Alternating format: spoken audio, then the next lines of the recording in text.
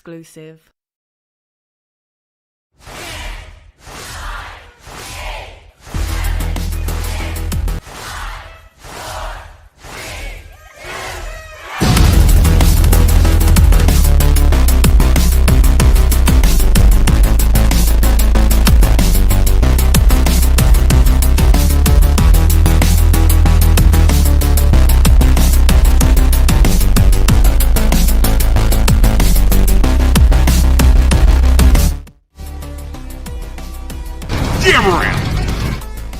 Welcome to World Class Bullshitters, the epitome of pop culture. I'm your host, Jeff Hicks, and with me tonight is American Ramrod coach, Kendo Slice. Happy to be here on a Thursday night, Jeff. It's a very busy Thursday night. The NHL playoffs are in full swing. The Blues are about to go into a 3-0 hole in just a couple of hours. The NFL draft is live, and people are getting really rich from playing football in just a matter of seconds. Well, I wish that was me, but I'm only world class. But, folks, Kendo and I are not alone for this evening, and we'll be joined by Dion a little later. But say hello to the pinch shitter, the replacement shitter, Mr. Wrestling with Horror, Ita Pakulian. How you doing, everybody? Welcome to the show. It's good to be here, Kendo, Jeff. Good to see you guys again. It's always a pleasure to sit in as the pinch shitter, as it were. I've got my donut to sit on, and we're all good. We're ready to go. Getting ready for a show this weekend, so I get to go out and be the baddie and hit somebody with my baseball bat. So you might say I'm striking them with my wood, as it were. I would just say you're knocking the hell out of them because they deserve it, because they're a jabroni. But, no matter how you want to describe your assault, we have your back here. So, folks, you can check out. Use an aluminum bat. You get better bat speed. God. I have one of those under the backseat of the truck. There you go.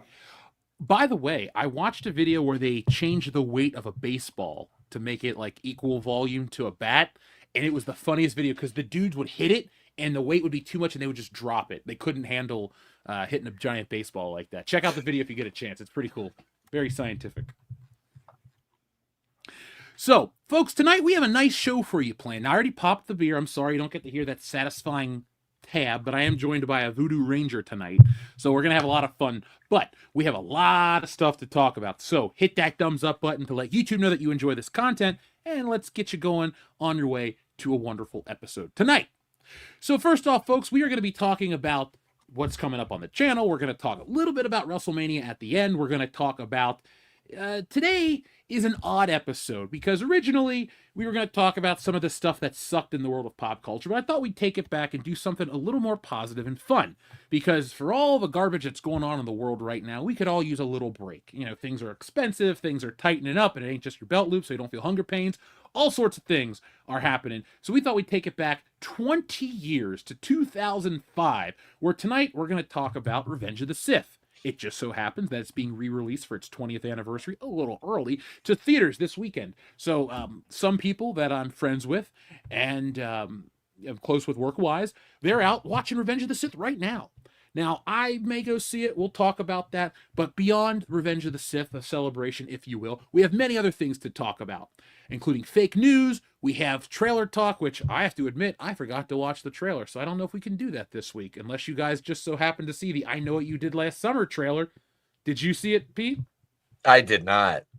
Okay, then we're not going to talk about it because what can I say that hasn't been already said? Hold on. Let me review it like I've seen it.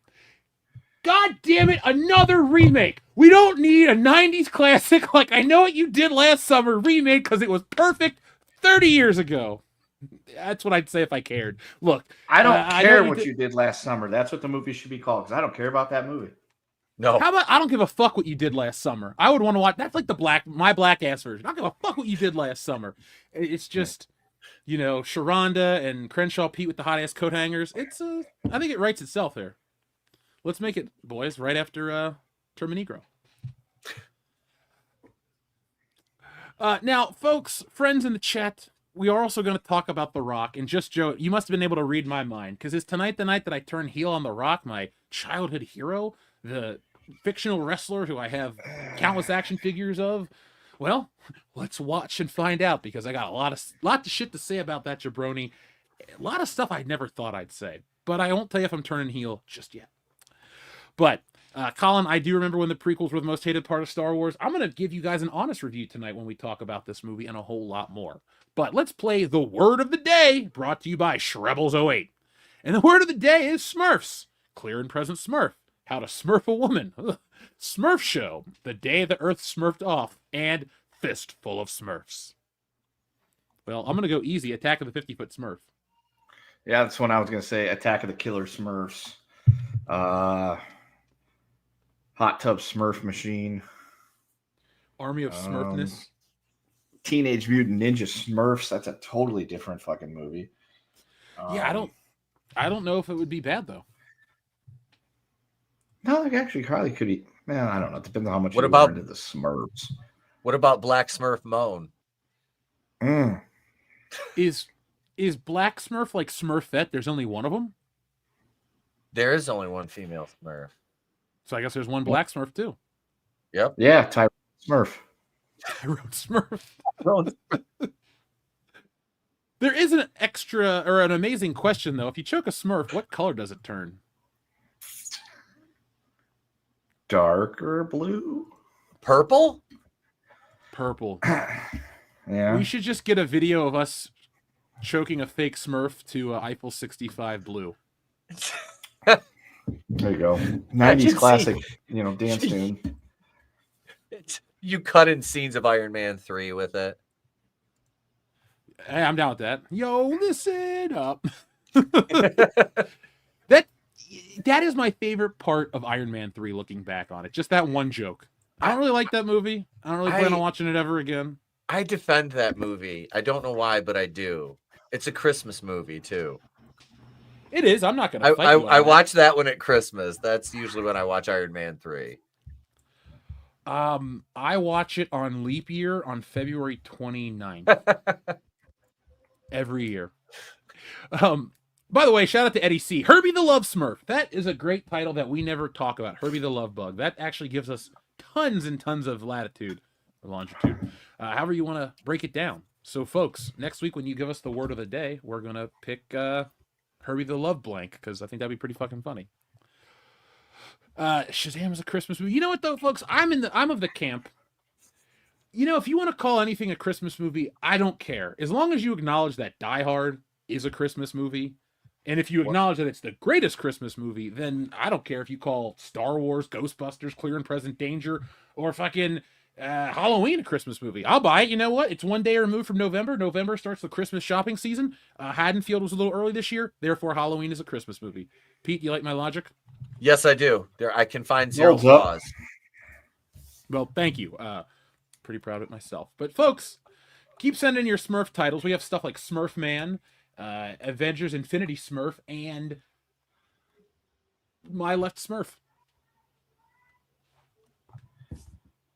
The Divine Secrets of the Yaya Smurfs. I don't know. Smurfterhood. That'd be weird. Smurfterhood. Smurfinhood. Smurfenhood is just Robin Hood, but with Smurfs. Yeah. Hey, sign me up. Smurfinhood. Prince of whatever the hell they got going on there. Smurfing makes me Oh. feel good. That I don't know what that means. Smurf I don't wanna know what Ventura, Smurfs. Smurf Ventura Pet Detective or Ace Ventura Smurf Detective? No, Smurf Detective. There you go. Smurf Detective. But I gotta say, I love the name Smurf Ventura. Smurf Ventura does have a nice ring to it. There's my new wrestling gimmick. I'm Smurf Ventura. And the odd thing is I'm 6'3" and not blue. I could paint that myself works. blue. I could paint myself blue and not get in trouble. That would though, be a 'cause nightmare. It's blue, right? I'd just be like, wouldn't that be like David Cross in Yes. You have to Um, wear longer shorts though. yeah. Oh, yeah. What show is that? Arrested Development. Arrested Yep. Development. Yep. Dude, there is a new Smurfs movie coming out in July. So, really? Yeah. What? Why are they messing with the Smurfs? I don't know. I didn't think the Smurfs were still a thing, but Rihanna Papa is apparently Smurf's my Smurfette. Is she in the chocolate factory? I don't know, but if Chris Brown is Papa Smurf, dude, that movie's got a puncher's chance.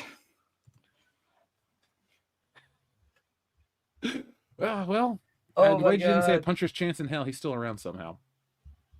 Oh. But, folks in the chat, trivia time. What country do the Smurfs originate? That's Oh, kind of I easy. know. Well, we got to give the audience a moment. Quizzing Coach Kendo is fun, yet challenging at the same time, because I know you're going to know the answer. But we got to keep it a little interactive for the audience. Okay. All right, Kendo, they've begun to guess. Where Let did me the put it Smurfs this way. originate? The hint is they came from the same place that Jean-Claude Van Damme came from. Mm-hmm.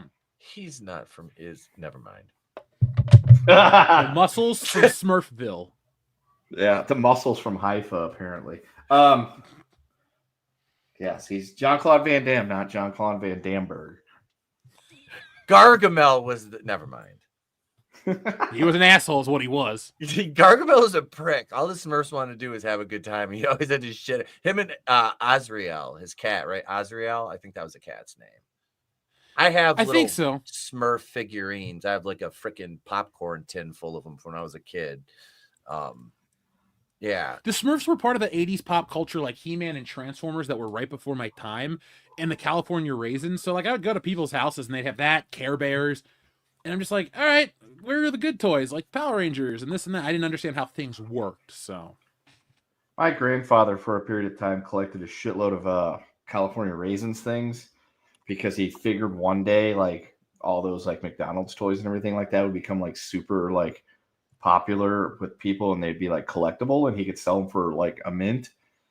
I have a huge bucket of California Raisins that I got after he died that he never sold because even in 2007 they really weren't worth anything. Yeah, let's see how much those go for right now. A vintage lot of 2.5-inch California Raisin action figures on Etsy currently goes for, Pete, take a guess, please. $120. Kendo. I was gonna say $25. Well, you're both wrong. It's $5.28. Yeah. The California Raisins are very dated. I'm just looking at them. I'm like, they look like little mini turds. No wonder they didn't. Well, they did catch on. I don't miss them. Does anybody in the chat miss the California Raisins? Press 1 if you do. So on the eBay right now, the vintage 80s, 1988 California Raisins, the whole lot, the whole kit and caboodle from Hardee's, those are the ones that I have a ton of, are going for $16.68. Well, folks, we will open our P.O. box soon, and if you want to send us a Smurf or a California Raisins action figure, you will have the address to very soon, and I'll be able to display it here on the shelf. Also, too, you're probably watching going, why can't we see you guys right now? Well, my web camera is still delayed as shit, so tomorrow I'm going to go out and buy a new one. So next week we'll have glorious HD streams once again, because this piece of shit camera I bought has, well, met its match. Shit the bed. But it did it. Amber heard it. I'm going to name it Amber. Yeah. You know who didn't shit the bed this week, Kendo? The Los Kansas City Angeles Chiefs. Kings? No, They the didn't Chiefs. play this week. That's right. They didn't play, but they just released something that's pretty goddamn cool. Did you know there's an official Kansas City Chiefs Transformer? No. Yeah, they just announced it today. You can get the Chiefs, the Cowboys, the Packers, or the Steelers. And I'm going to show it real quick. Well, actually, I'm not because it shows my address from Amazon. But, yeah. Google if you're People won't interested. care. Okay, I'm this not now really will into show. I can. not really into the Transformers, but I don't know, depending on how much it costs, maybe. It's $24.99. And it's a helmet. Transformers. It's on screen. You know, maybe. Yeah, I see it. I'm looking at it. See, I want to buy that. I totally do. Even though I didn't collect Transformers, I was never into Transformers. I still want to get that because it's cool. But I know I won't be able to have it on my desk or anything like that. It'll have to be in the closet in its box because I have a child who's going to want to fucking play with it. Like everything else I have, even though I keep telling him these are not toys, do not play with these. Yet he can read boxes. Hence why I had to hide my Ninja Turtle party wagon that I bought because it's in the box and it's got the Turtles logo on it. And he knows what that logo is. So I've got so many things that are in like unmarked boxes that are hidden in my closet because I have a child that can decipher these things, and he will throw himself on the floor as if he is an abused individual because he doesn't get to open up a box and mess with something that I'm like, no, this is expensive. This isn't for you to play with. Yeah, we've all been there though. Like, I'm just joking. No, I understand. What you should do is run him, like, get him those cheap Turtles toys from Ollie's that are like $2, and just be like, yeah, that's the Turtles for you. Well, I don't That's have cool. an They're Ollie's here. I'll get them for you if you want them. I'll mail them to you. That's fine. That would be perfect because he has the re-releases of the 2003 Ninja Turtle action figures. I ended up with 2 sets of those. Yeah, I got one of those off a Big Bad Toy Store. It came in the white box. And then one day I was at Walmart and they had all 4 of them. They were like $9.99. So I bought all 4. And I'm like, sweet, I got 2 sets. One I can actually open up with and set it up. And the other one that'll just stay in its box. And then he sees those. So now they're open. He's playing with them because even if I hide them, take them and put them back in the closet, he comes walking in. He walks in the closet, starts pointing. And I'm just like, God damn it. It sounds like my old cat in California. He would just go into the closets and knock shit down just constantly. Yeah, no, when I go back to Camp Kendo this summer, mom's flying out and she's riding back with me. So 24 hours almost in the car with my mother. I'm sorry in advance. I'm going to take all that stuff back with me, and it's going to stay at Camp Kendo until he's at least 14. So that way I don't have to deal with him tearing up my shit. See, I trained mine. I trained mine from when he was young because I always had my collectibles set up in the other house when, he was little. And, he got to a point where he would walk into our second house where he was, where he was basically when we had him, and he would walk by and he could reach him. But I told him, I was like, don't ever. And so he would come in the room and ask me, can I touch this one? Yeah. Can I touch this one? Yeah. And I'd hand him one at a time to the point where Pavlovian conditioning is the short answer. It's just Pavlovian conditioning. I mean, that's what I did. I had to, because it's like I had my shit set up and I'm like, okay, I'm not taking it all down. We'll just work around this as much as we can. Yes, there were things knocked over from time to time, but I understand when something's in a box, that's the last thing you want your kid ripping into it, man. I'm like, no. I know. I understand. All my stuff's unboxed though, except for like Dr. Doom and 2 Last Action Hero figures. That's it. Like, if he gets into like my old stuff, which he can't, it's like 1,500 miles away. That'd be pretty impressive if he could get a hold of those. If I have that and he wants to mess with that stuff, it's a different story. Be like, look, you can play with it, but I don't want to see it going outside. I don't want to see it elevated over like 3 feet. I don't want to see any of that crap because these are like 35, 40 years old almost, and I don't want you breaking them. So, yeah, that's a different story. Yeah, my kids got all my old Motu originals and Ninja Turtles and Wrestlers and Star Wars and G.I. Joes. So, yeah, I understand. I was like, we don't smash these around. And if your stupid friends are ever blowing them up with firecrackers, you don't do that. He goes, why would I do that? I'm like, exactly. Because children are stupid. Yep. And they think these things are funny. Lar Park Lincoln. She passed away. No way, really? Yep. I wanted to bring this up since you are a big Friday the 13th aficionado. Lar Park Lincoln, actress in Knots Landing and Friday the 13th Part 7, has died at the age of 63. Now, while no official cause of her death, like official release has been, we know that she battled breast cancer. So there really have been no other details announced besides she's passed away. And she passed away 2 days ago, and the news is just kind of breaking today. I honestly, and she looked, because I'd seen her I hadn't seen her personally at conventions, but I'd seen like her, like photos of her at conventions, and she looked fantastic. Like she aged well. She looked great.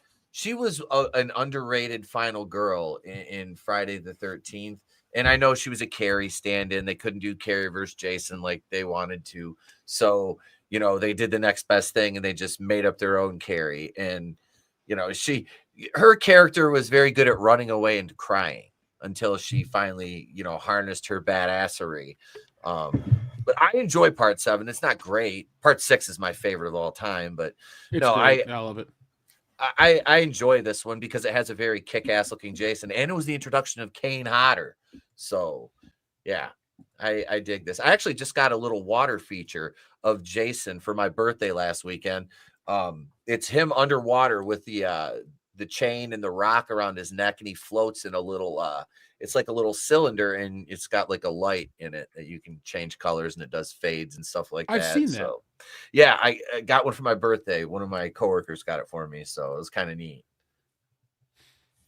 Well, it's sad, folks. It's sad. Yeah, we just want to send some respects to Lar Park Lincoln and the family. Sadly, though, her husband died 10 years ago. She never remarried, it said on the Hollywood Reporter. So, it sounds kind of rough. But I liked her in Friday the 13th. That movie, Part 7, has my favorite kill when the one girl answers the door and she gets hit in the head with the axe and flies backwards. Yep. He hits her in the head with the axe, and he grabs her and he just pitches her like a sack of shit across the TV, and she like smashes into the wall, just folds behind the TV. I love that. That was like the rich girl. I can't remember her name, but she was like such a bitch through the whole movie to Tina. And yeah, I love that. She's like, she turns around and she's like, fuck you, fuck both you. And then Pat opens the door and axe to the forehead. Yep. That is a fantastic death. It is. Pete, you'll have to send me the link to your Friday the 13th Jason water feature, because people in the chat are wanting one. All so right. we'll have to spread the word. Let me look it up. While you look that up, since we're not going to be able to do trailer talk tonight, folks, have you seen any new movies? I haven't, but I do have a recommendation for you guys. A wonderful little TV show called The Righteous Gemstones. Theon recommended it this weekend over WrestleMania, and I've been hooked. So go watch it. It has my highest recommendation level of, if this was on disc, I'd buy it. It's funny, it's pretty deep, and everybody involved's really good. So that's what's up. That's the replacement for trailer talk this week. So let's catch up with our audience real quick, and then we'll keep moving forward. But by the way, Captain Nemo of the Nautilus, you are correct. That's why we always tell you guys to hit the thumbs up button, to share across social media, because we do think that we put on a show that's worthy of 66,000 people watching live. Chicks can sell their bathwater, or some weird dude can fart in the snare drums, but hey, we're world-class content, and we're going to keep on growing. People thought we were down and out. Oh, you're never going to get to 200K. We're past that. Suck it. So here we are on to 350. We're on our way there, and we can make anything happen. But you guys can help it go a lot quicker if we do it all together. So thank you. John Thomas says, Chicken Attack! Chicken Attack! Have you seen that musical Ninja music clip? I have not. Have you guys seen Chicken Attack? Mm-mm. No. What is a Chicken Attack? I have no clue. I'm sorry, John. If you could offer us a little more context. I can kind of figure it based on the fact that people are yelling chicken attack apparently in this. There's some chickens and they are attacking. But are you sure this isn't a Legend of Zelda adaptation where the cuckoos got attacked one too many times? Yeah, but if that happens, you kind of ask for it, because they don't just attack you for no reason. You have to maliciously beat them over and over and over again for them to all gang up on you and beat the crap out of you. And it's just more fun that way. Goes. Oh, true. Yeah. I need to watch more ninja movies. I still watch some anime at night, folks. For any of those recommendations that you guys have, you know what to do. Follow me over on Twitter at WorldClassBS, because I've been posting some of the watch stuff, and I'm working on content for it now. I'm working on a little series, like late to the party with anime. I'm late to this shit. Doesn't mean I dislike it, but I'm finally catching up, and I got a lot of interesting things, I think, to say about it. So I hope you find it as interesting as I find it to watch. TLJ Screwjob says, I cannot wait to see Revenge of the Sith in theaters again. Well, TLJ Screwjob, you're not alone. And even I've considered going out this weekend on Saturday to go catch an afternoon screening. I mean, I saw the movie 20 years ago. I saw it on 2 different continents. I liked it. But I'm thinking about going to see it again. And if I do, I don't know what... I don't even know what to say to it. It's like, I saw it when it first came out. I liked it. I've watched it multiple times through the years. If all the prequels were as good as that, we wouldn't be bitching about them the way we do. Yeah, so I love that. That's my third favorite Star Wars movie. It's a good movie. Empire, you got your original Star Wars, Revenge of the Sith, right there. Those are my top 3. Empire's like my favorite movie overall, though.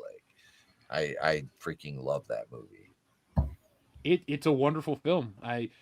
While my favorite is the original Star Wars, it's one of those movies where Empire and Star Wars are both 10s. Like, you really can't pick them apart. Mm-mm. So Empire's pretty flawless. once you get to Return of the Jedi, that's when stuff starts to fall off. Yeah. I don't dislike Return of the Jedi. I don't. Me I neither. don't dislike it, except the older I got, the less I like the Ewoks. Like, and I've told you before, I still have my stuffed Ewoks that were made in Cincinnati, Ohio, at Kenner. And they have their little names on the tags, which are still they're legible. You can still read them. And I got those in '83 after I saw that in the theater. We have such a strong presence. We're going to get into this in this segment proper, but we have such a strong presence here in Cincinnati with Kenner and classic Star Wars toys. Like our local library has a section of like Cincinnati history, and Star Wars toys are a part of our history here. That's amazing. Like we have a mural right down the street from said library, and it's beautiful. I got to do a live stream from it, but it's literally a Kenner X-Wing, a Kenner Boba Fett, a Kenner. It's funny. They have George Clooney Batman flying the X-Wing from Star Wars, but all of the painting's done in like a hyper realistic way where it looks just like the toys. So even though I don't like a lot of those damn Ewoks and all that spin-off stuff, all that merchandise coming from Cincinnati keeps a special place in my heart, no matter how far I go away from it. Our old pal Tim Riggs, what is up? Welcome back. He says it's been a long time, WCBS. But I'm still around, keeping an eye out, even if I don't have time for streams or vids very often anymore. Still loving you guys. Well, Tim, I wish you could see me because I'm pointing to the camera like you can see me. We still love you too, man. You know what, though? Come to one of our shows. We started back up at cons. We did Lexington Comic and Toy Show. That was a big hit for us, actually. And that was a lot of fun. And so we're going to keep doing shows. We might squeak by one more in 2025. We'll let you know. But next year is going to be our bigger push. Some cool things have been happening behind the scenes. Like, I didn't get to mention this on the air because I don't think it happened yet. Did I mention to you guys that I was contacted by a company that said I should do Stealing Solo too? No. Yeah, I'll tell you the specific company off air. But I literally got a form email from like an actual company. I checked them out. It was Lucasfilm, wasn't it? No, it's got a recognizable name, and I'm not going to be making like millions of dollars, but they told me due to the success of the first book, and they've looked at it, how they will help promote the sequel. So that was pretty fucking cool. So I am back in production for that book. Yeah, man, that's awesome. Speaking of production, I got mine right here. I got my woke. Oh, now do me a favor real quick. Yeah. What platform did you order those off of? I believe it was Indiegogo. Correct. So, folks, if you have questions, the Indiegogo books, for the most part, have been shipped out. I had to get some things printed, aka trading cards, and that's it. And so I fulfilled almost every book. As soon as that Wokebusters website goes up, we are clear sailing. But the Indiegogo campaign is out. It's already made it to Pete. It has made it to you. If you've been one of the couple hundred people, I fulfilled your book already. They have given me a special card at my post office. So there we go. But I just wanted to tell everybody out there, I know you're excited. I get your emails. I'm excited for you guys because Wokebusters is a big deal. So get a copy. It'll be available on wokebusterscomic.com in May. Tim Riggs back again with another very generous super chat. Thank you, Tim. On the stream topic, I would say that I'm vastly more interested in seeing it now than I've watched the entire Clone Wars series. That redeemed the prequel trilogy for me. I agree. You know, Tim, back in college, when I first started hanging out with Dion and the other friends, I was very anti-prequels. I was original Star Wars all day long. Then I watched the Clone Wars and I went, oh, this is what George Lucas was trying to do. And therefore, I have not necessarily softened my stance, but I get the bigger picture and I go, oh, okay. I may not love it as much, but I get it. And now I'm a little more on board. So that's what the Clone Wars did for me, is it made me appreciate the prequels a lot. And I really just like Revenge of the Sith even more than I had. So I'm glad that you feel that way, Tim, because I'm not so hard in the paint about hating Disney Star Wars that I'll ignore all the flaws that came before it, but I also will acknowledge the quality that came in the past. So thank you, Tim. If guys, anything else you want to add to that? Did the Clone Wars expand your opinion of the prequel trilogy? I never made it all the way through. Yeah, that's fine. I liked what I watched of it, especially because sorry, Kendo. Because it gave me more of Count Dooku, which is one of my favorite characters. So yeah, I enjoyed that aspect because where I did get in the show, you got to go to Dathomir and you got to see more, like I said, Dooku's backstory.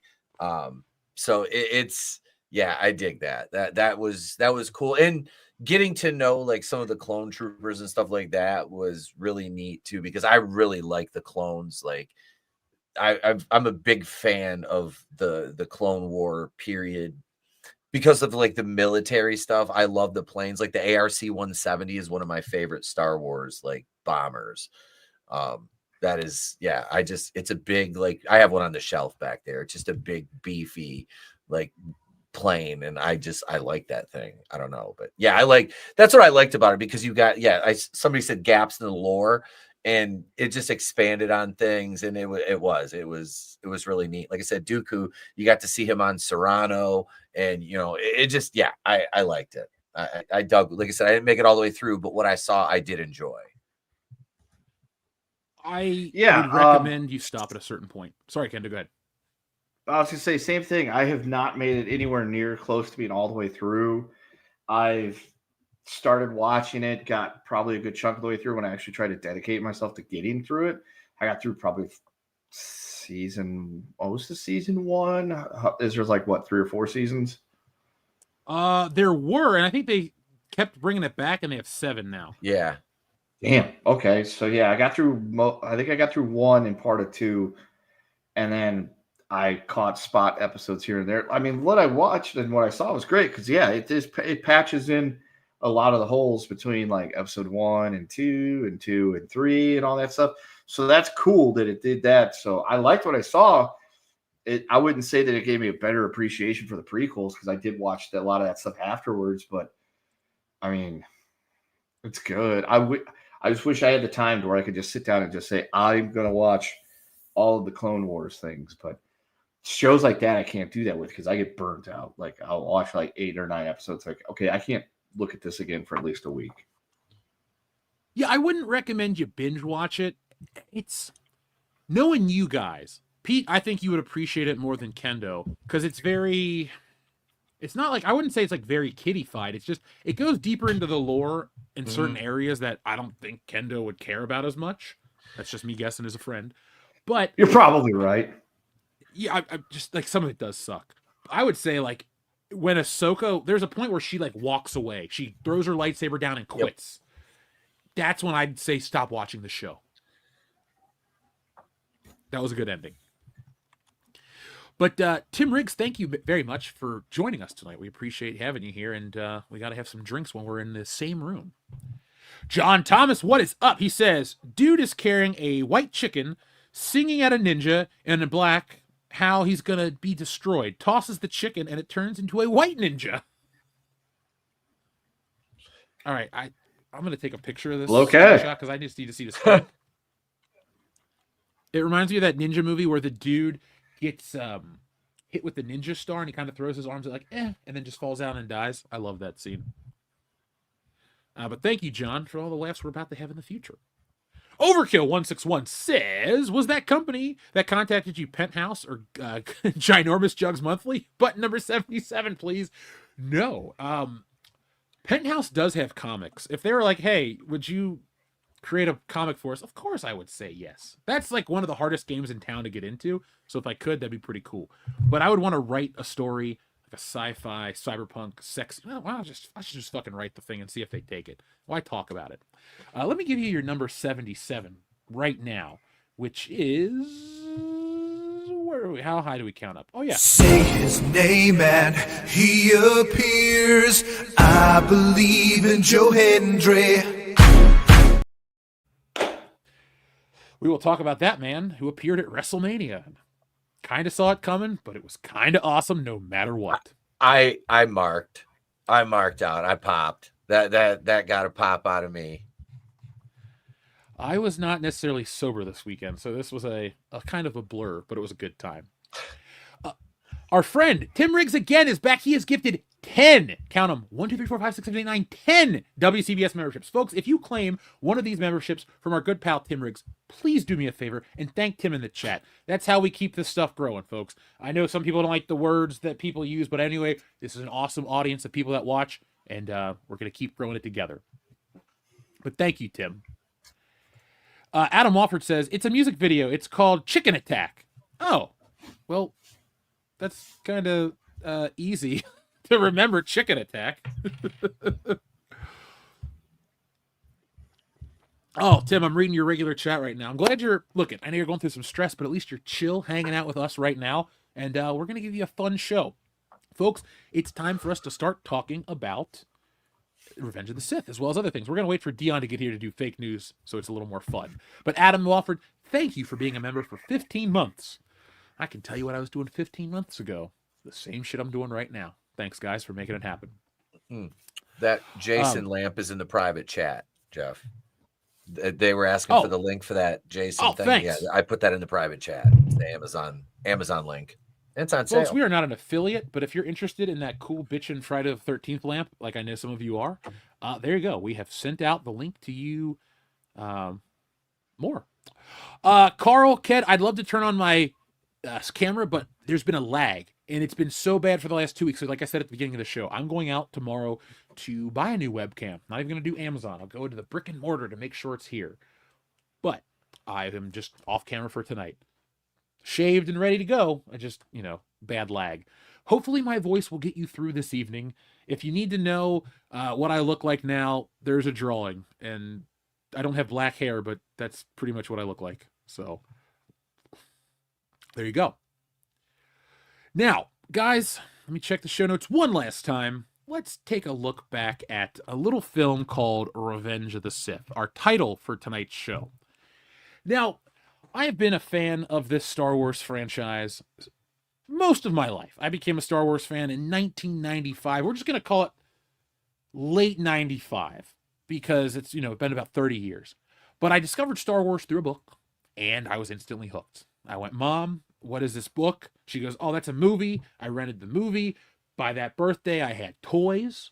I had action figures of Luke Skywalker and the crew. By Christmas, I had spaceships.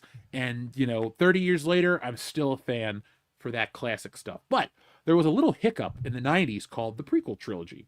And I know a lot of our younger audience loves those movies.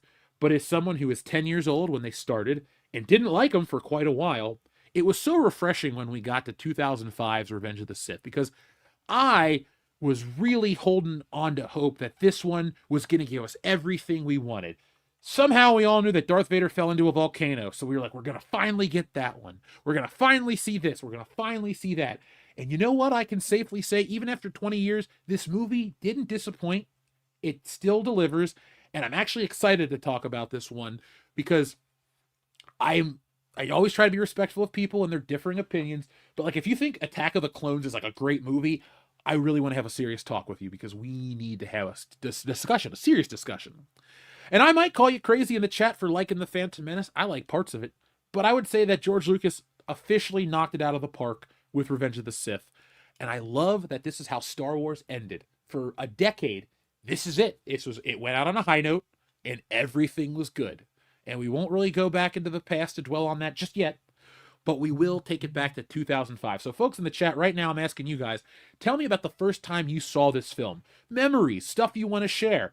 I love those types of things because like I always say here, movies are a shared experience. I may have watched it in the theater. You may have not been born yet, but I still want to know what your first time was or how it was watching it.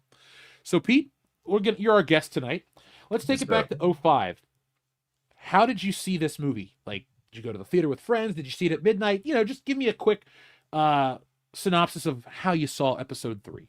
I went to see this at the theater that's right around the corner from my house now. I was 25 and I went to a regular 7 p.m. show because our theater doesn't do like the midnight showings. It's a local, like family owned deal. So we went to a 7 p.m. show and I absolutely, I went with, I think it was my ex and I went. She was not a Star Wars fan, but I wasn't going to let her ruin it for me. And I loved it. And then I went to see it the next night with my mom because she took me to see Return of the Jedi in '83. So I'm like, oh, cool. We'll go to see this one too, because we didn't get to go see Phantom Menace and Attack of the Clones together, but this one we did. So yeah, it was cool to see it back-to-back nights when it first came out. Like I said, this is my third favorite Star Wars movie overall. And rightly so, man. I love a good story though of how you saw a movie with family members. Sadly, my mom didn't like Star Wars, so she would take me to the theater and drop me off. She's like, "Here you go, honey, have a good time." And then she'd pick me up and we'd go to dinner and I'd tell her about this movie. But I do love a good story like that. Now, Kendo, I'd like to hear your story of how you saw this movie, if you remember it. Oh, I remember it extremely vividly because even though I was only a young lad of maybe 10, the day before I went to the theater and bought the tickets because you had to buy the tickets ahead of time, pay for tickets. And the first showing was at midnight. It wasn't like on a Thursday night like it is now. And even though I was in college because I was advanced and everything, I bought 2 tickets, one for me and one for Lunchbox. Brandon was not available or he was going with his dad or something. I don't remember. This was fucking 20 years ago. But I go and I buy the tickets. And I message my buddy. I'm like, yo, dude, I got the tickets. We're going. Yeah. And he messages me back. I can't go. I went running last night and this was 8 in the morning. And I stepped in a pothole and twisted my ankle and it hurts. And I'm like, what do you mean you went running last night? And Lunchbox had this habit. If he couldn't sleep, he'd go for a 2-mile run at 2 o'clock in the morning around his neighborhood. And Dum stepped in a hole, almost broke his ankle. So, I was like, fuck it, I'm going. So drove to the movie theater and, went to see the movie, sat in the very back row at the top of the stairs. And there was actually somebody there that I had went to high school with and her boyfriend that I knew who both of them were. And I'm like, oh, shit, yeah. So this kind of worked out. Theater was packed, saved 1 seat because, Lunchbox didn't make it. Watched the movie. Remember enjoying it, thought it was good. I'm like, awesome. Got to see that lightsaber fight. Obi-Wan, kicks Vader's ass. Everything's great about it. Went out on a high. Next, went and bought it on DVD when it came out, watched it again. For a while there, it was one of my probably top 3 on the day. It was my favorite Star Wars movie just because it tied everything up from the prequels to tie it all together with the original trilogy. It was so perfectly done. It was so awesome. Hindsight being 2020 that it is. The Anakin, you're breaking my heart shit I could have dealt without. The watching Luke and Leia be shat from the womb, I could have totally done without. Even though it was cool to see, Bail Organa take, baby Leia to go back to Alderaan because we know that's what happened. And to see, Obi-Wan essentially say, hey, I'm taking this little, bundle of joy to Tatooine for some strange reason. And I'm giving him to, Owen and Lars Baru. They're going to take care of this little whippersnapper. And I'm going to stare at him from, 6 miles away and make sure he's okay. Yeah. In hindsight, that stuff's all a little weird, even though it was cool at the time. No complaints. Like the movie. We can easily sit down and watch it any day of the week. Unlike a couple of the other 2 prequel movies that I remember watching and not liking. Better than the sequel trilogy. It's just... Yeah, 20 years ago, it honestly doesn't. Okay, never mind. It does actually seem like it was 20 years ago that this movie came out and I went and saw it because now they tell that story. It was a long time ago, even though I was still very young. Very, very, very young. I was 25 when that came out. Loser, I was 8. Yeah, Kendo, I'm surprised you were actually out of grade school, allowed to go watch a movie past 6 o'clock. Yeah, I was extremely advanced and very mature for my age. You had a great grasp of how to use the internet and use a credit card. I'm impressed. Yeah, it was my own bank account and credit card, my own driver's license and everything, my own vehicle. It was, I can't believe look, dude, 8 pushing 9, maybe. They should have made a fucking TV show about me instead of that weird autistic Sheldon Cooper guy. My kid watches that show. I can't stand it. I feel so bad because he likes it. I'm like, okay. I don't like that or Big Bang Theory at all. Yeah, I can't stand the Big Bang Theory personally. No, it's god awful. It's like everything wrong with pop culture and nerd culture. The first season was enjoyable. The second season, I was like, yeah, this is pretty good. I still like it. The jokes kind of don't land, but it's still kind of fun. But then after the first few episodes of season 3, I was just like, this show's really not that good. What the hell was I thinking for the last couple of years? Yeah, I'm with you there. Like, what were you thinking? Personally, I gave it a shot, and then I fell off probably about the third or fourth season. And my complaint really was, it's now I might even say that it's inaccurate. It's like it makes me hate the things that I like, because I would watch it and I go, me and my friends talk about Star Wars. Me and my friends talk about comic books. Oh, these chuckle fucks suck. And so I just stopped having those conversations. Like for a lot of people, the Big Bang Theory, like, quote unquote, let their freak flag fly, aka let their geek flag fly. But it's like, I became too self-aware. So I stopped watching the show and I stopped making any kind of like that stuff known to people. I was so embarrassed. I was like, I hate this shit. Dude, my buddy and I were sitting there watching it one day in the place we were renting. And it was like, yeah, these guys are talking about the same shit that we talk about and we're interested in. The difference is we play sports and we know how to talk to girls. This is odd. I don't like this show anymore. And that's when we stopped watching it. Yeah, and I'll never go back. The only thing that I find interesting about that show is that the dude who wrote the theme song, or performed it at least, the guy from Bare Naked Ladies, has made like tens of millions of dollars in royalties from that show. Oh, I would think so. Yeah. That thing's always airing somewhere in syndication, isn't it? Well, I watched a thing from Mark Mothersbaugh, the guy from Devo, and he makes more money from a specific Devo song that's used on some HBO or whatever show.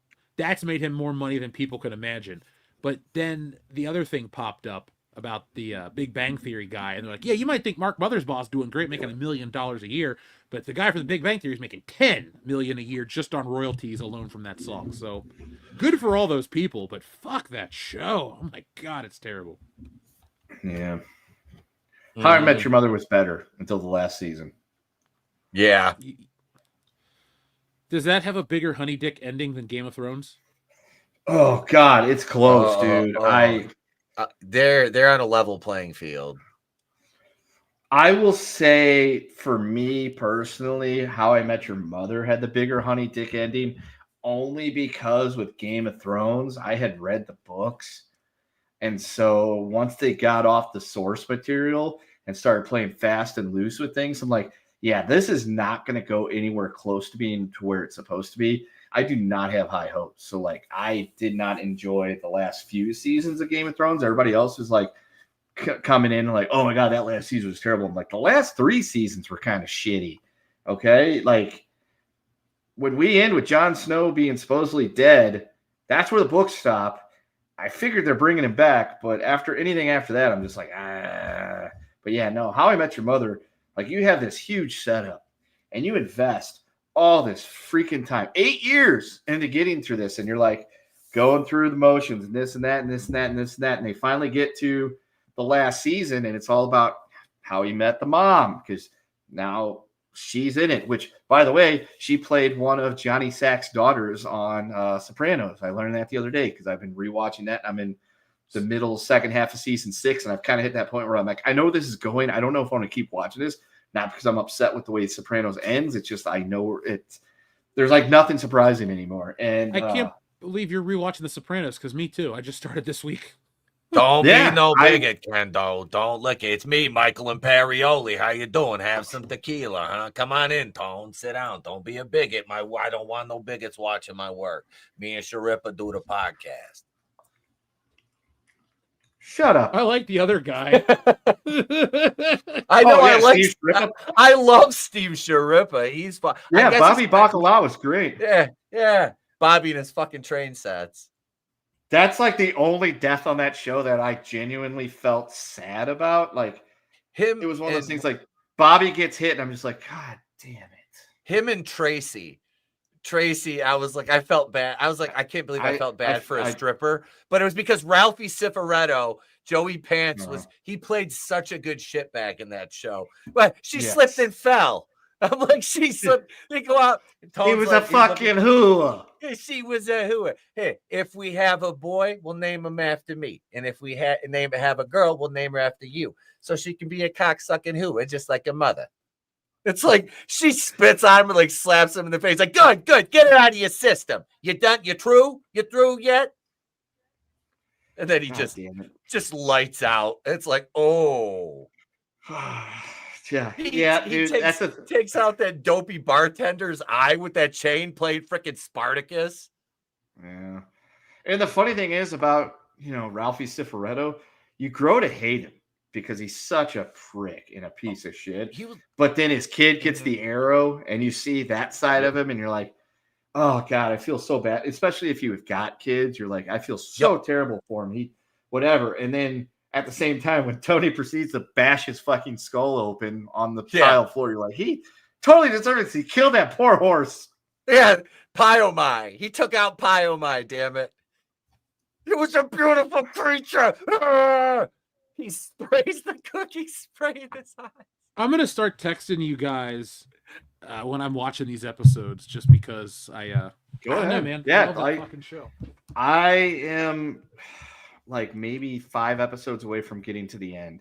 But yeah, so that was not a honey dick. When I saw the lights go out on Tony Soprano, I knew what happened. My grandmother knew what happened. My girlfriend at the time had no idea what happened. She's like, I don't get it. What does that mean? I'm like, Tony just got fucking popped. That's what that one means.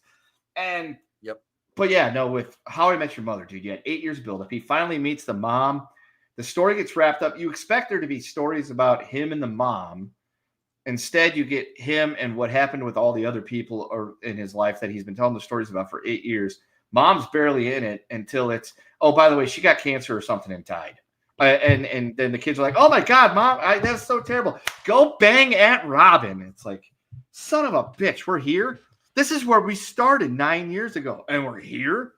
I guess it's supposed to be heartwarming in a way, but at the same time, it wasn't. She totally married Barney, like one of his not best friend, because Marshall's his best friend, but one of his really good friends. It's like, it makes no sense. It'd be like, I'm not even going to say it out loud because that's how fucking fucked up that whole situation is.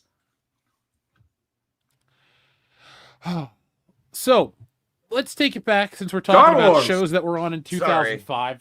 No, you're fine. No, The Sopranos were on in 2005, and that's where our story for this movie starts with me. I skipped school to go see Revenge of the Sith. I was in high school. I said, hey, Mom, Star Wars comes out. Are you going to go see it? Yeah. And then she's just like, you can stay home if you want. So I did. I went to see Star Wars at 10 a.m. on opening day at my local AMC, excuse me. It was a showcase. But anyway, I went out and I saw the movie. And the thing I remember the most is it was fairly busy for a 10 a.m. showing. And it was all guys. And they were all older than me. And you could clearly tell they were all original Star Wars fans. But before it started, we all kind of looked at each other. And I don't just mean like I looked over at one person. It was kind of a thing. It's like after the previews, we all looked at each other. And then it started. And then after the movie ended, we kind of all looked at each other and like nodded and were so satisfied. Because it was almost like because you got to remember, if you're younger than us, and a lot of you are, a lot of you aren't, it was sold as this is it. This is the end of Star Wars. This is the end of that thing that you've all had for your whole lives that you love. It's finally come to an end. And we're just like, all right, here we go. I don't care that the last two sucked. Here we are.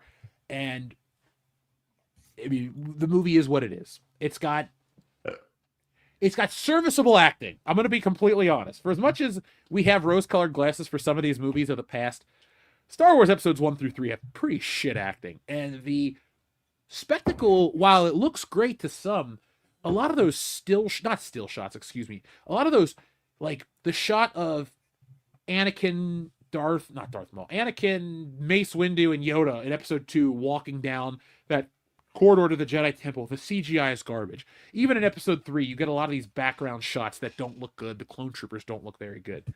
But somehow Lucas knocked it out of the park with the story.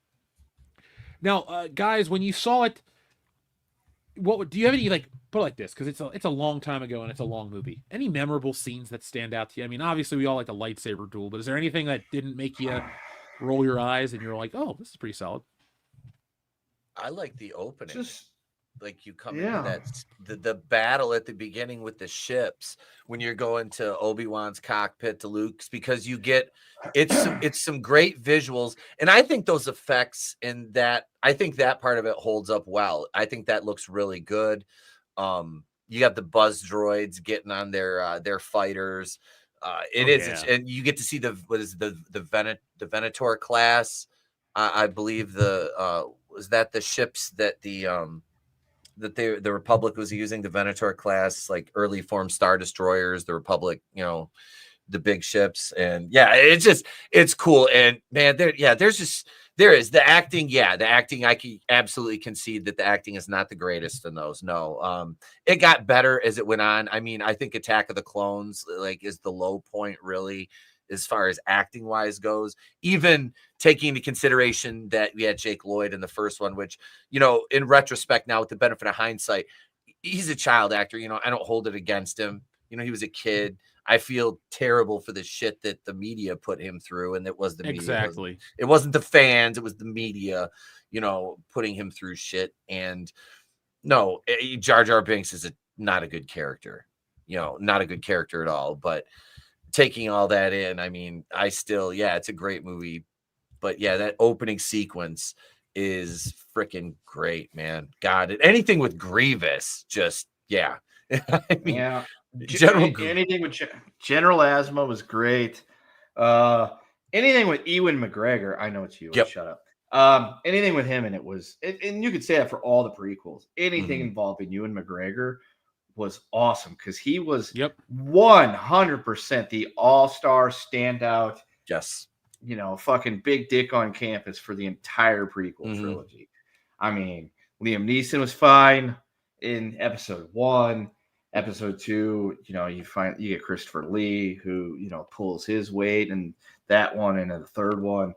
But I mean, fucking Ewan McGregor, that right there, that's your goddamn MVP for the entire prequels. And Preach. Yeah, just that opening scene, another happy landing. Everything to do with, Ewan McGregor going, or, Obi-Wan Kenobi going and just, fucking taking the fight to people himself, fighting Grievous, just all that shit leading up to the very end where he's unraveling the plot and figuring everything out on his own, more or less. Seeing Palpatine, which we already knew who he was, there wasn't any need for foreshadowing in that. Like, you had no fucking clue about what happens in the regular trilogy.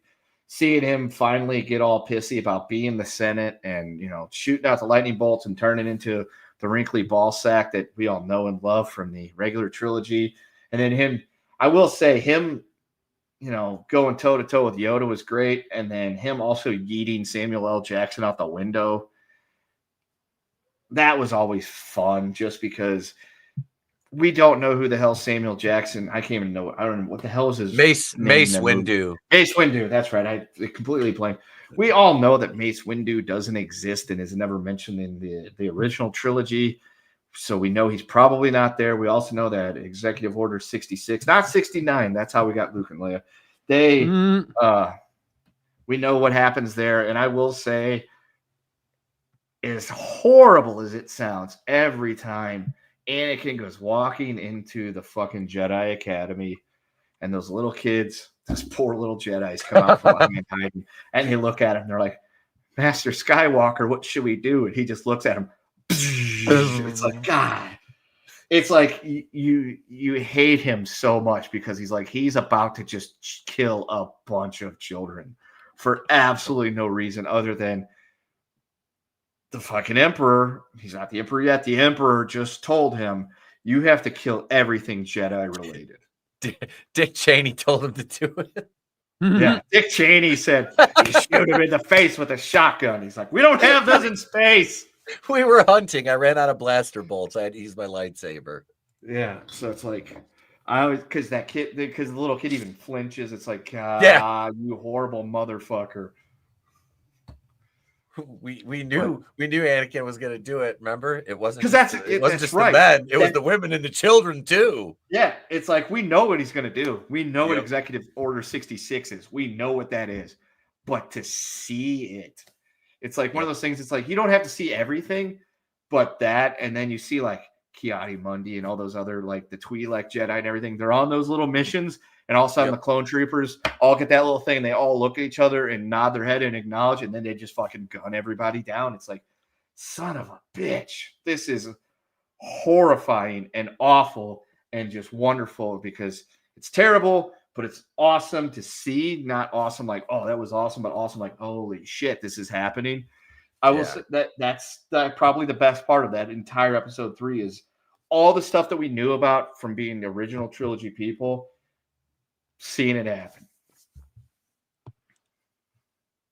Dude, it was so, I don't know what the right word for it is, because I'm sitting there in the theater as a 16-year-old at this point, and I'm sitting there with my popcorn watching this movie, and I guess like with Justice League, I was waiting for it to shit the bed, and it really never did. And to answer your question in terms of moments I dig,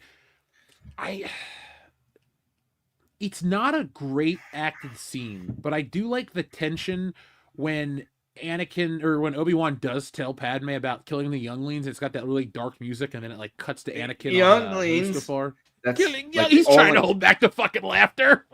Yeah, that's like the only time that I'm like, God damn it, you didn't make that one work. But at the same time, the line is so, retarded. So it's like he could have just been like, he went to the academy and we saw him on film killing all the, young recruits, which that could have got that line up. But younglings, it's like, nobody says that. Come on. I get it, George. It's a galaxy far, far away. Just call them children or call them young, young academy, people or something to essentially equate them children without calling them, younglings, because nobody says stuff like that, Yes, Michael Fexens. If I could, I would be killing lots of younglings myself, but they don't sell that out here. I settled for the MGD because I hadn't seen that in I don't know how fucking long. Well, it is genuine after all, Kendo.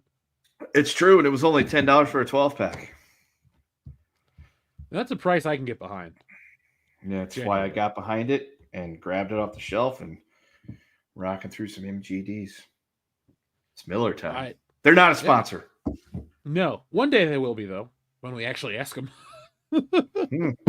We have yet to ask anybody for sponsors or anything like that. People are like, why don't you have it? I've been busy. Will gladly fucking scream it's Miller time and show people that I'm drinking Miller beer. I don't care. If they let us use the clip from Beverly Hills Cop 2, I'm down. Yeah.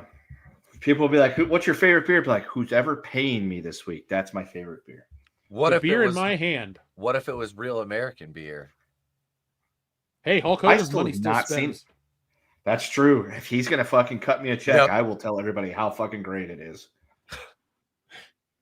Remind me to bring up Hulk Hogan when we talk about The Rock later, because I'm seeing some similarities, and I'm not happy. You don't say.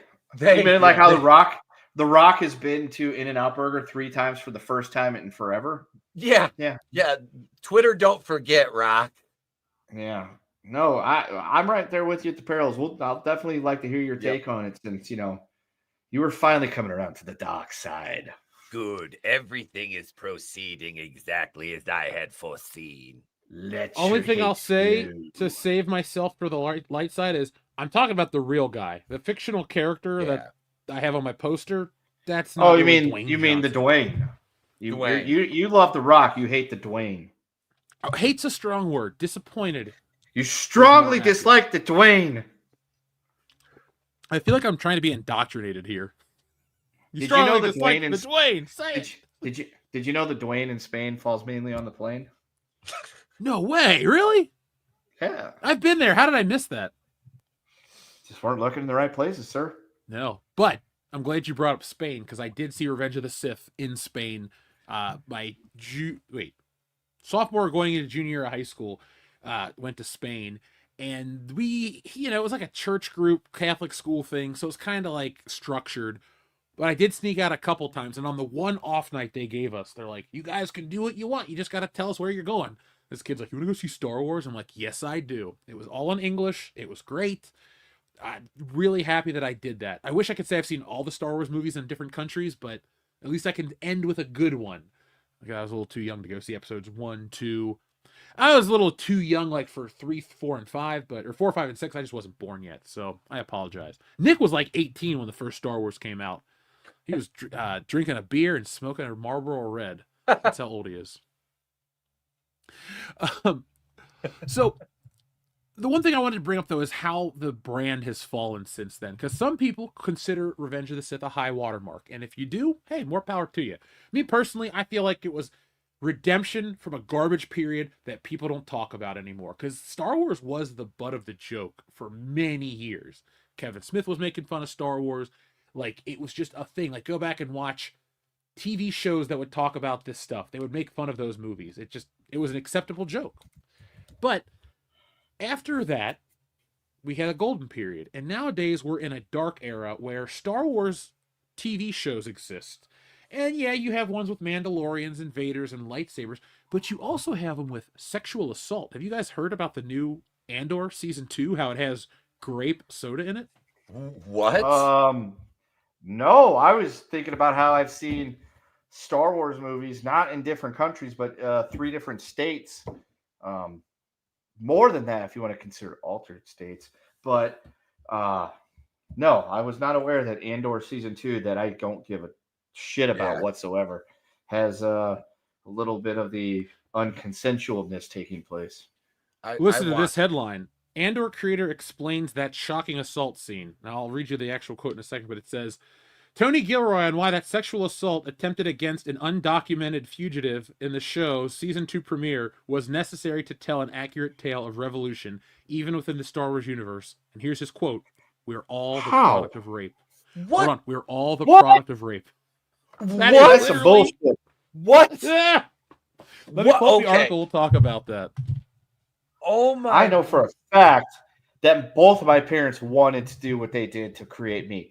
They might not have wanted what happened with me being a product of that encounter at that time. I would say that we're not all a product of that. I know I was a mistake, but the acts leading up to it were both parties were in agreement that it was going to happen. There was a contract signed, and it was both 100%. sides. Yeah, the title match was signed. Yeah, there was 100% an accident of what happened when it happened in my case, but I know both my parents were very much willing participants in the activity that led up to it. Listen to this bullshit headline. Star Wars just tackled rape, and it might be the most important thing it's ever done. That is so disgusting to even okay, it's a galaxy. This is what I think they've lost. We know they've lost the plot. They never had the plot, but it's a galaxy far, far away. This is straight up supposed to tell a fun story. Yes. An interesting story. Not teach us life lessons. This is projection. This is weird. What is it? Tony Gilroy? Is that what his name? Yeah, Tony Gilroy. Yeah, exactly. He's projecting. That's what all these weird freaking activist creators do, is they put their own, you needn't look further than I Am Starfire for that. But no, I forgot that existed. Exactly. It's kind of like the new Warriors. It's just that was never going to come out. It was just an elaborate troll job. But this is ridiculous. You don't need to put this in. This is escapism. We already have a tyrannical government, and we have spies, and we have murder and stuff like that, and they enslaved the Wookiees to work for the Empire, mining resources on Kashyyyk. So we have everything we need. We know it's allegorical. We know that, but we don't need blatant, just in your face garbage. It gets worse because the undocumented part's important. It's about the message, and they want to reflect the modern times. That's not happening though. But it was a galaxy far, far away, Jeff. Yeah, that's the main point. It's a galaxy far, far away, and they're just no, we have to talk about this. These people need to be seen. It's not in Star Wars. We need to talk about Donald Trump deporting illegal immigrants, even though Obama and Clinton did way more than he did. But we need to talk about the bad orange man. Mm-hmm. Come on now, Kendo. It's not like those people have anything else to talk about. If they could, we'd be in danger. I I'm still taking umbrage with that, jack off saying that we're all a product of rape or grape.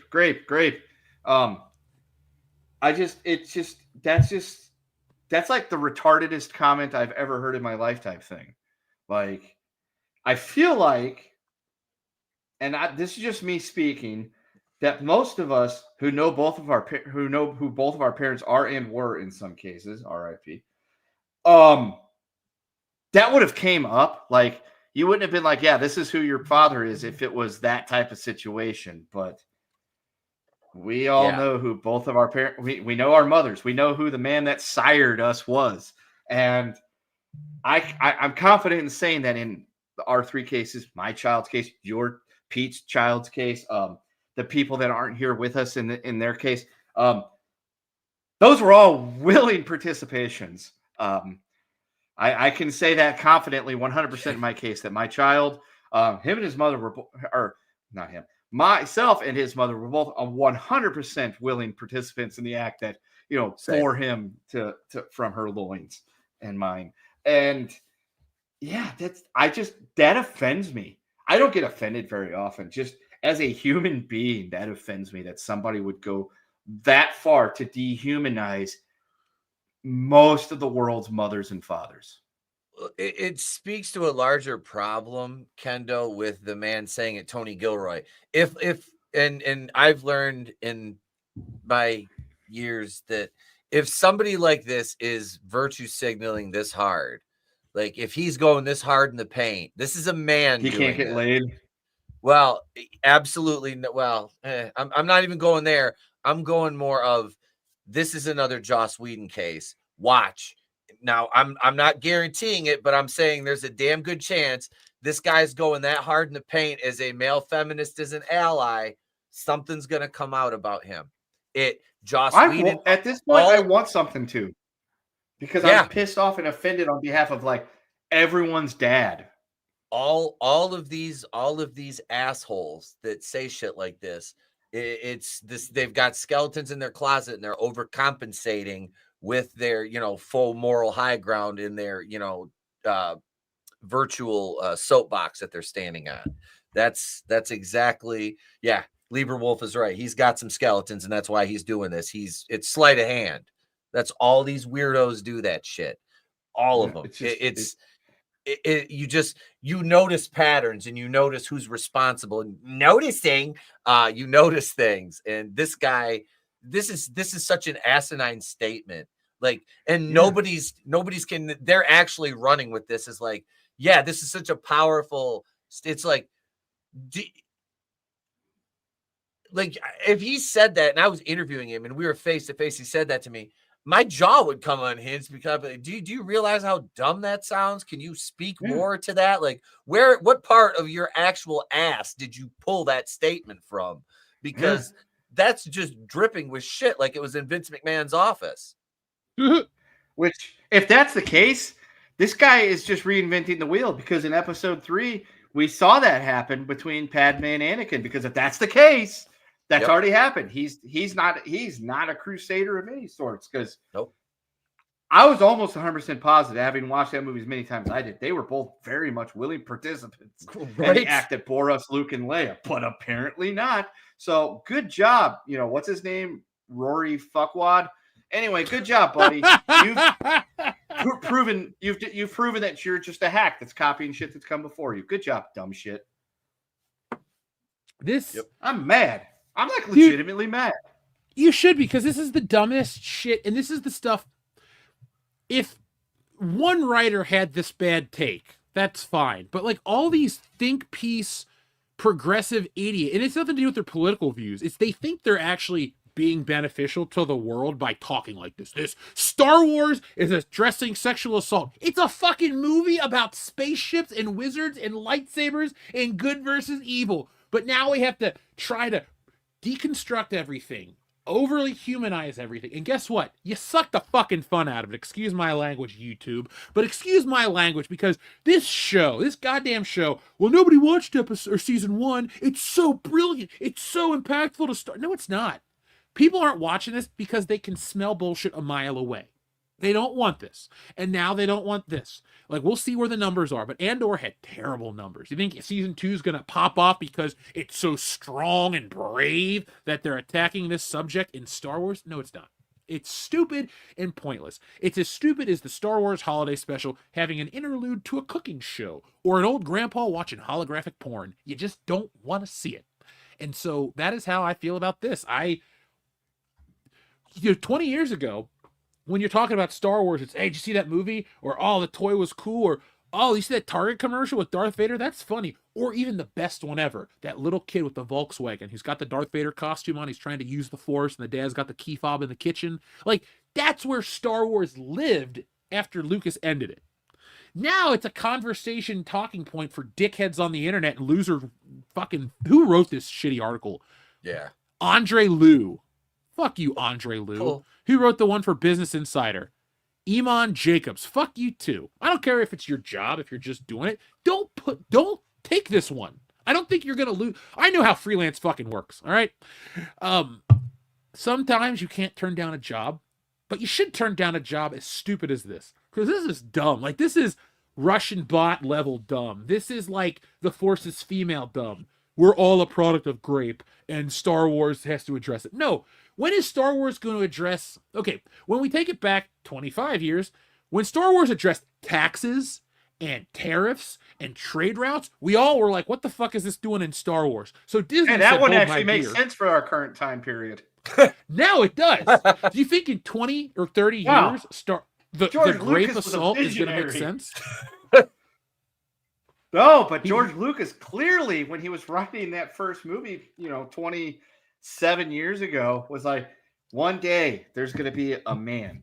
We'll call him the Orange Man. And he is going to be a warrior for taxes. And he's going to just put all sorts of tariffs out there. And the Jedis are going to have to fight him. God damn, that actually hits home. Way to go, George. Toy Boy Lucas for the win on that one. Way to go, dude. Every once in a while, he hits a winner. Yeah, there was a slow burn, to tell you the truth. He was playing the long game. He was playing the long game. He's like, look, this is going to reflect the times, not the current ones. We're talking down the road. You might not be ready for this, but your grandkids are going to love it. Yeah. Not living through it, they're not. No.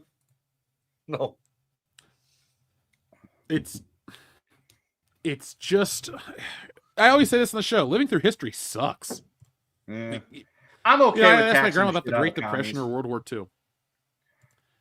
That's fine.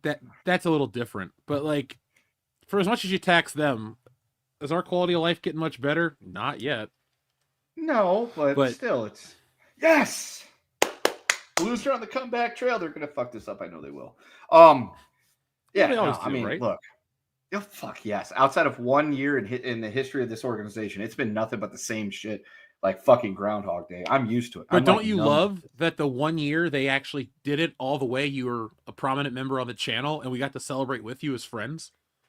I've told people this at work because I live in Vegas, and so the Vegas, they won the Cup a couple years ago, and everyone's like, "Oh my God, you were probably so happy when the Blues won the Stanley Cup." I'm like, dude, I went on a week-long bender that only ended because I almost was killed by a deer hitting my car.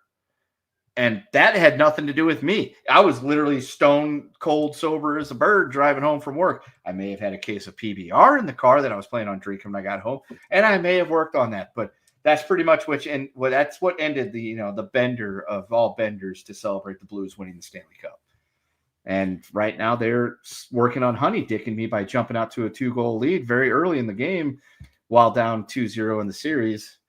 I'm waiting for that other shoe to drop and switching back forth to watch the Shador slide, as Dion and I have decided to dub said instance.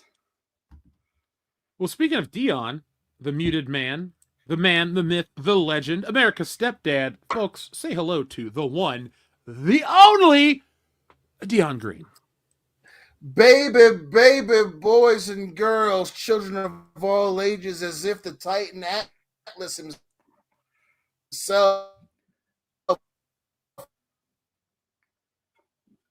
were holding the world under your feet up for you to live your Dad is here. Yeah, What's up? you I cut miss out, guys. but I'm What's just gonna keep going and say you rock. Hail Hydra. Did he cut out for anyone else, or was it just me? No, he cut out. No, that's me It too. was- Dude, I was like looking and watching the whole time. I'm like, is this happening just to me? Am I the asshole, or what's happening? Because I was like looking at Pete, watching Pete's expression to see if maybe he could tip that, and I'm just like, what's happening? Is it me? Is it Dion? Is it me? It's me. Is it? No, it isn't me. I wasn't sure. I was no selling it. Yeah, I was Good watching man. you. I'm like, I have no idea what's happening right now. God, I hope it's not me. Okay, just know that it was a great little mini promo.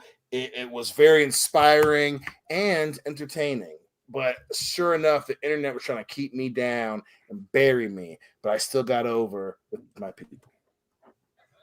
I want to tell you how proud I am of you, Dion, because you overcame more adversity, and I respect that. And I respect Thank you. Thank you. Also, I'm a little mad at you. People. You know why I'm mad at you? Why's that? Started watching The Righteous Gemstones, and that is a really good fucking show. Right? It's hilarious. I can't get that goddamn song "Misbehaving" out of my head. I'm just like, Hillary and I we'll be doing something. we will literally be doing something. We'll just be like, I'm messing around and Dad told me not to do it, man. Misbehaving, and we just keep doing that shit for like since we started watching the show 2.5 weeks ago. I got a question for you. If your kids did something bullshit and they go, you can't get mad at me because I'm just misbehaving, they started singing the song, would that get a pass depending on the severity of the infraction? Yes, depending on the severity. If it was a first-time offense, they'd get away with it for making me laugh. If this was a third or fourth-time offense, you still getting your ass whooped. Oh, shit.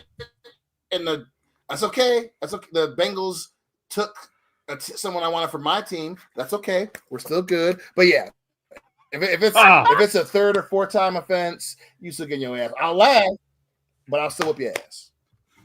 Now, Dion, what you had missed while we were away is we were just kind of closing out our segment on Revenge of the Sith, but I'm going to go grab a beer. Tell the audience two things. When did you first see it, and what did you think of it when you saw it? Yes. Ooh, very good point. Okay, Derek Harmon's still available. I mean, so I first saw it when it came out. So, because this is 2005, obviously. The PlayStation 2 Xbox game movie tie-in came out right before, I believe. So I got in the game. It might have been right before, right after, but I want to say it was before. I remember getting the game, being hyped about it. I didn't see it initially. We went to Chicago to see my family the weekend of, I think it might after. And then my Uncle Pepe had it. He had that bootleg. I watched it. And then when we got back to Michigan, Diane and I went and watched it. And it had been out for a little while at that time. But yeah, so watched it early, close to when it was debuting. Obviously, MSU fan. MSU, oh my gosh. Star Wars fan I was waiting for that shit to come out. Playing the game. I was ready. And I really did love it, especially with the first two still being relatively Shit. Well, obviously it was 20 years ago, being relatively new. I loved it. I thought it was, even at that time, teenage me, Darth Maul was the best part of episode 1. Even as a kid, my thing was starting at the pod race is when the movie was good. Attack of the Clones. The Yoda file Geonosis, the rest of it, Obi-Wan versus Jango was cool, but 2 kind of still had that moments. My sister and I back then used to laugh about, when Anakin first makes his move on Padme.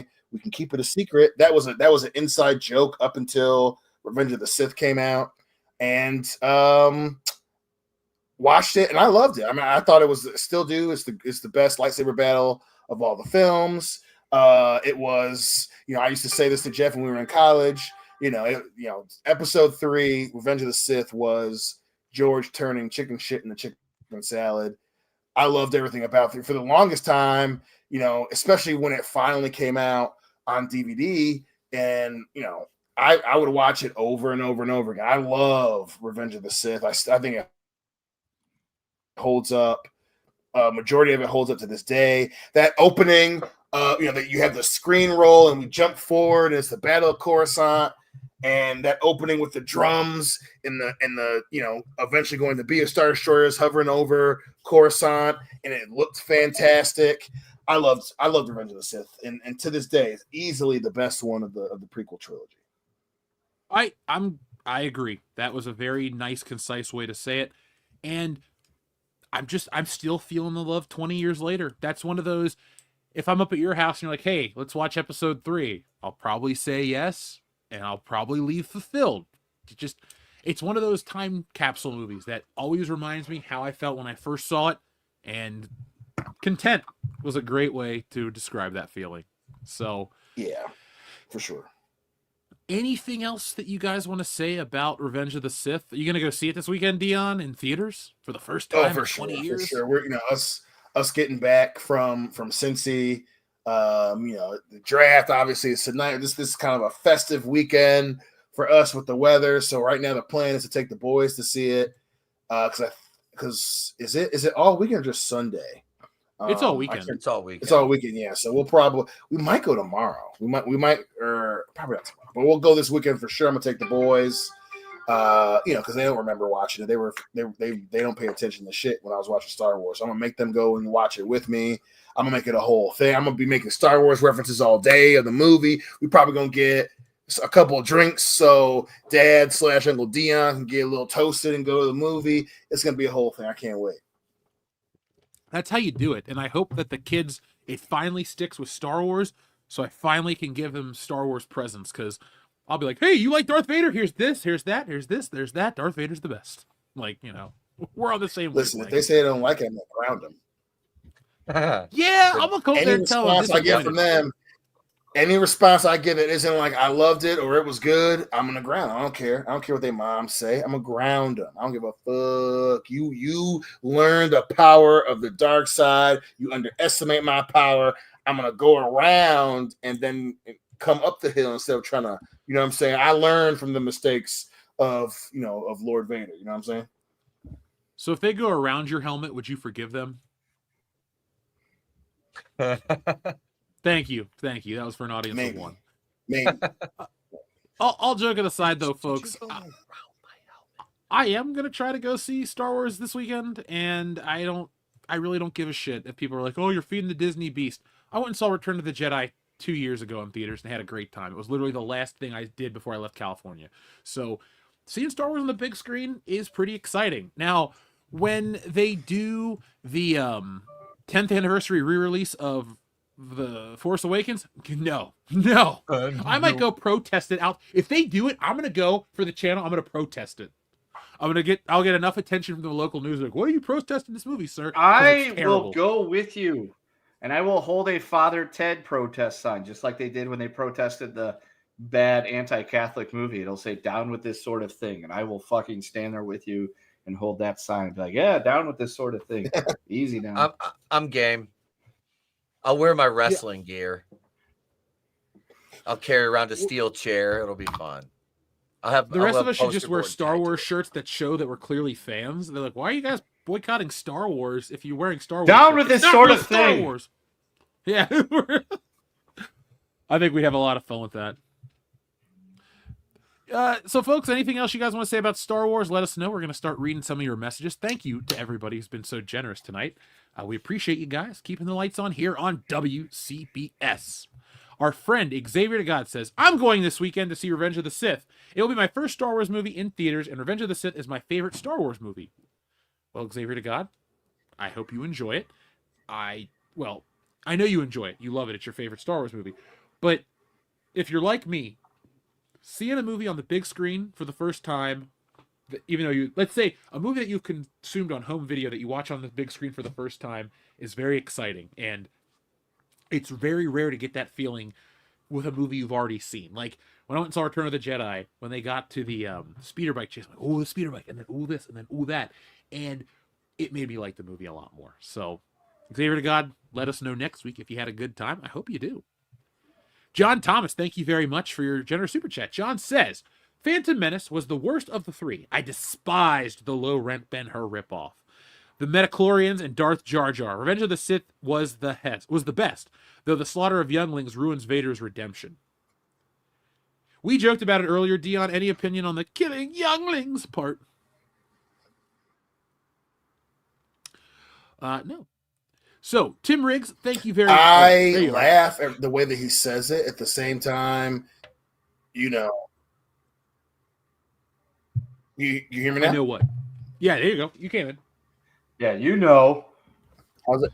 You hear me? Yeah. I mean, listen, for me, I laugh every time. It's definitely not Ewan McGregor's best line delivery, but it's there are few things that get someone more over than a heel than often some younglings. You know what I'm saying? And Master Skywalker, turned the perfect heel card.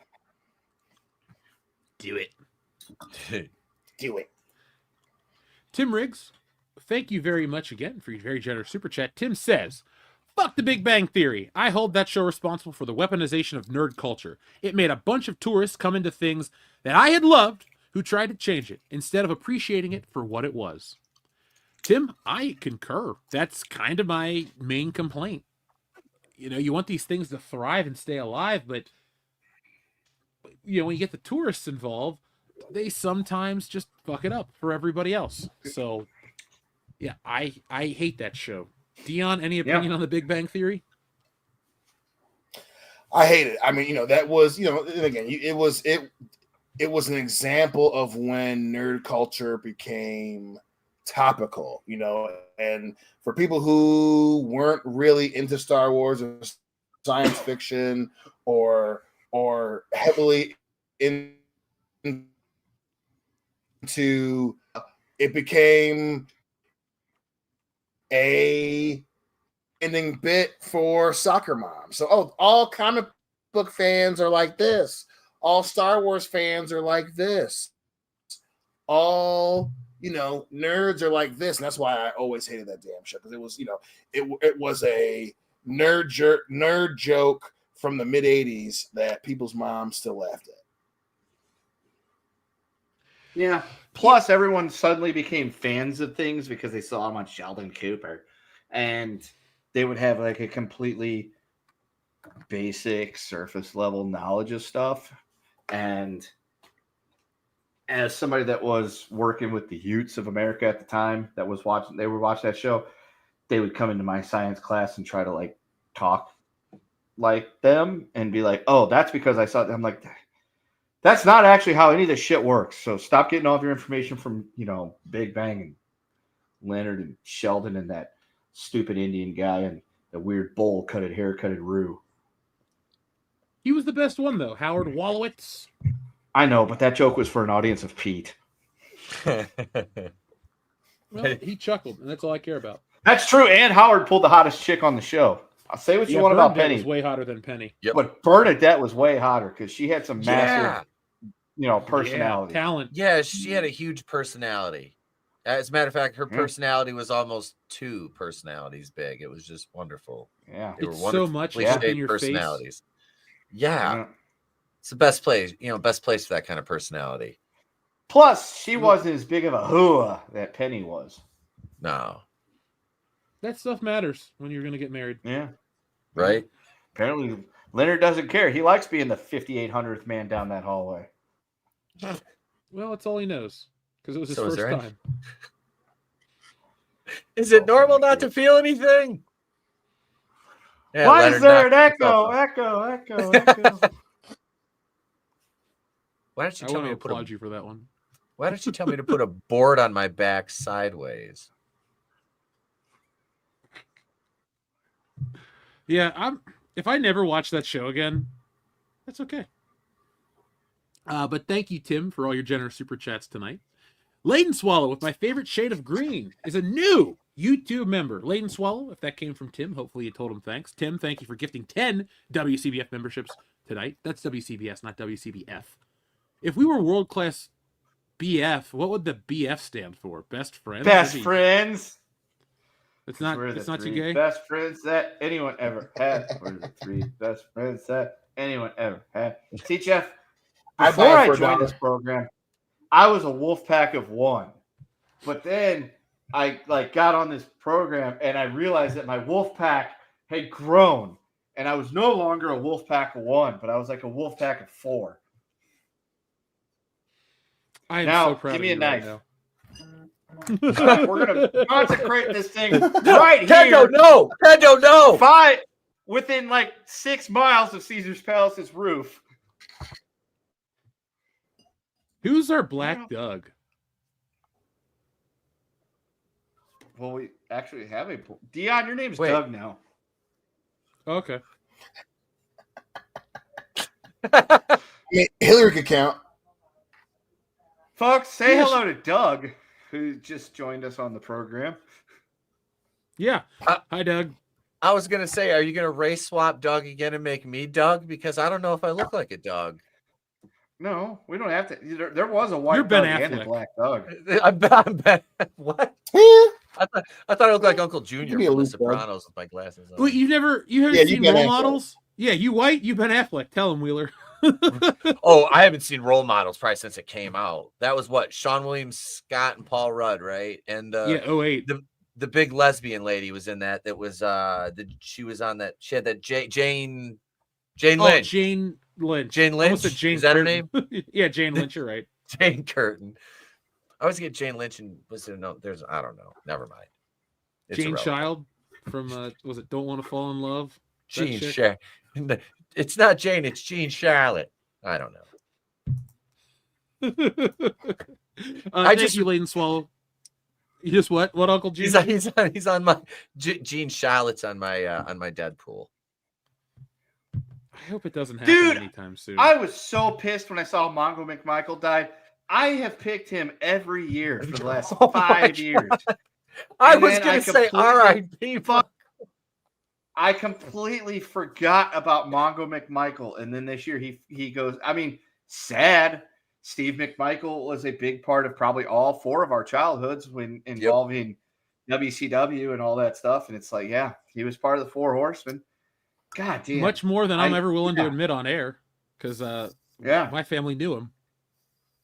I was gonna say I got home from work yesterday. I saw R.I.P. Steve Mongo McMichael. I'm like, oh shit, he died. Wait a sec, and I pulled out the book. I'm like, oh fuck, and that ruined my day for 2 reasons.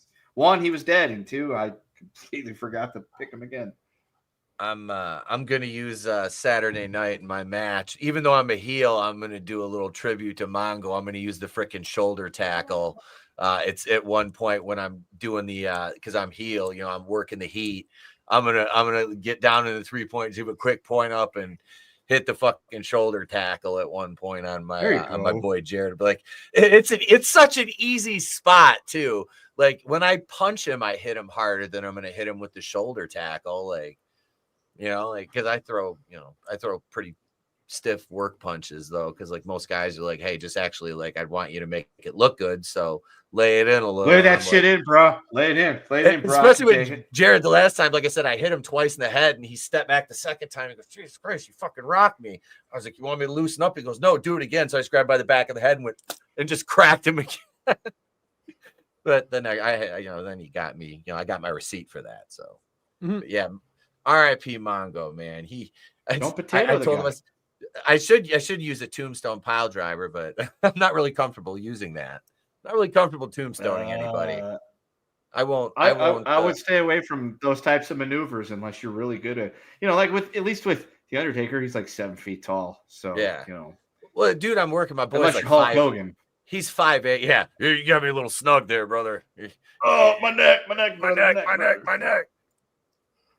Well, I was like 8 years old. Don't forget to remind me about my Hulk Hogan Rock comparison in just a little bit. Yes. Oh, we will. I might be turning heel. I might be. This is the segment that will put the butts in the seats, Jeff. The day you turn on the Dwayne. Well, Maybe he should know his role. Tim Riggs, thank you very much for your generous super chat. Tim says, The Clone Wars, you should watch all 4 seasons in 5. Give tons of backstory and reason for why Anakin does what he does, and you'll find you'll have a hard time, and you'll find a hard time fighting against the dark side with that. Oh, I know, Tim. Well, I already know. He was extremely intrigued by the story of Darth Plagueis, and he wanted to know about unlimited power and how to, keep people from dying. Well, that and the Jedi Council fucked up a lot of stuff during the Clone Wars, and especially during Clone Wars, they did a lot of shit to alienate Anakin. And I still have to watch the Disney Plus Clone Wars, but at least from the Clone Wars I remember, and even with people who fought with the Jedi not helping local systems, So listen, don't get me wrong, Sidious and Vader and Dooku get their credit in the House of Green, but the Jedi lost more so than the Sith won. Well, dude, the Jedi. Well, they put the Jedi in charge of regiments of clone troopers. They essentially just elevated them immediately to the role of field generals, which the Jedi were not field generals. They were not. That's not what they were. Their skill set was. So it's like it was a weird. I always found that strategy puzzling. Really, I mean, if you think about it, are the Jedi skilled fighters? Absolutely. But they're generally peacekeepers. They're not. And Obi-Wan even says as much, I believe in. I think was it Obi-Wan that said it? Yeah. So, we're not warriors. We're peacekeepers. And Wait a second. I got a question here. Yes. So you're suggesting a government body was not equipped to lead and or govern a military conflict? They should have left it up to the people that were actually in the military. Jedi weren't supposed to be part of the government. No. They were supposed to act independently of the government. They were independently. They were supposed to be peacekeepers. Yeah. But on top of that, the Sith had been gone for so long. So, that's why, Sidious says the shit that he says, blah, blah, blah, blah. They were just purely of the opinion that the Sith were dead and gone, never coming back. They're extinct.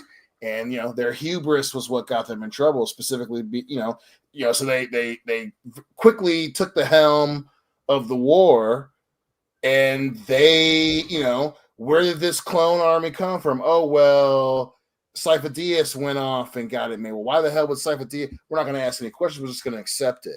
The Genosians didn't know. They knew who the Jedi were, but they didn't know the Jedi were involved in that. We made this clone army from the DNA of a mercenary. Well, who gave it to you? What was the? They didn't ask any motherfucking questions. On top of the fact that you had this 10 years earlier, the Trade Federation and all the outer systems come together and blockade Naboo to do what? Because especially in the movie where they go, the Trade Federation is like, we don't know what you're talking about. So the fact that the Jedi weren't like, why are they blockading a system and not taking credit for it? So the Jedi were just their hubris was their downfall. And then on top of that, ever since the Sith were destroyed, you can't have personal connections. You can't fall in love. You have to, if you can't be a certain age. They wanted to be peacekeepers by making child soldiers, and it came back and it bit him in the ass. It bit him in the ass. See, I like the prequels because we can have these types of conversations about them. Oh, yeah. Can you really have these types of conversations about the new movies outside of your anyone's take on Disney? I don't think you can have these deeper conversations. There's just nothing there on screen.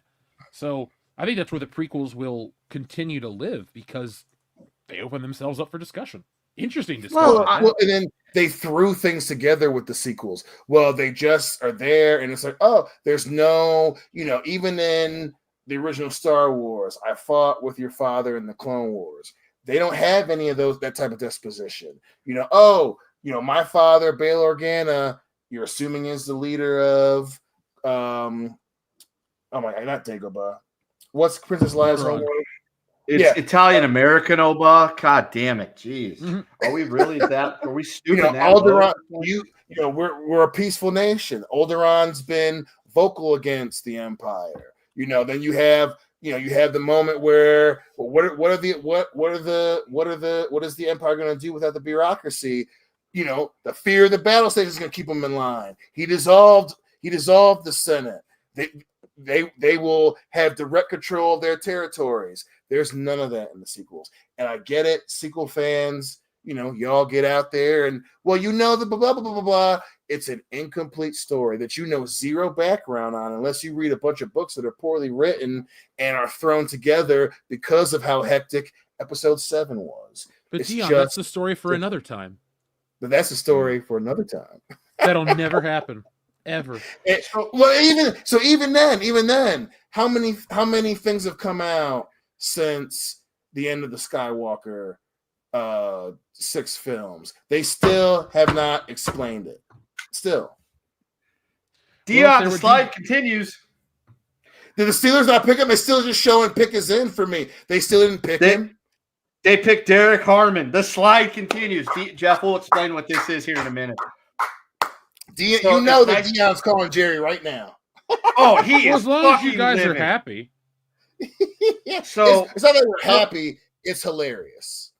Right. So my thing is also the hubris of the Jedi is what did it mean. Also not being able to read between the lines and the prophecy, about bringing balance to the Force. They didn't realize it meant cut them all the way down to where there's 2 apiece. Idiots. No. So here's a little inside baseball. Dion and I, we talk regularly, like nearly every day. Sometimes it's a few days, but yeah, we talk a lot. And one of our conversations over the last several months has been how much we absolutely love Deion Sanders, but absolutely hate him at the same time. And because he is by far one of the greatest football players that has ever lived, but he is also one of the biggest snakes oil salesmen you will ever come across. And his son was his pet. Well, he's got 2. The one they never talk about. The other one's the one they talk about. And he's like this biggest pet project of his life, I guess. And he started off coaching at an HBCU, Jackson State, built their program up, then proceeded to leave them high and dry to go to Colorado, where he brought most of his players over, completely overhauled the program. They've gone like 13-12 over the last couple of years. But people scream about how, all the hype around this program because of Deion Sanders. His kid was considered a good quarterback, nothing overly special, but he gets all the extra hype. They retired his number the other day at Colorado, which I get retiring the other kid's number because he won the Heisman, but there's this quarterback named Cordell Stewart that did way more than Shedeur Sanders ever did at Colorado. He got no attention. And so for the longest time, it's like, oh, Shedeur Sanders can be this number 1 pick overall. And then suddenly it was, well, maybe it'll be Cam Ward. And then it was like, well, he'll go number 2. Well, no. And so over the last few months, we've just been documenting among ourselves about this slide that is taking place and how Deion's kid is just going, not this Deion, the other one. This is Doug now. How his kid has been going down the ladder and just falling further down the draft pecking order to the point where draft picks, if they're expected to go in the first round, will go to the event so they can go through the tunnel. They can get all the press. They can get their picture taken with the commissioner holding their shirt. It's a big hoopla to do dealy. And then it came out like a couple weeks ago that, oh, Deion Sanders' kid ain't going to the draft. And so immediately Deion and I were like, holy shit, he's fallen.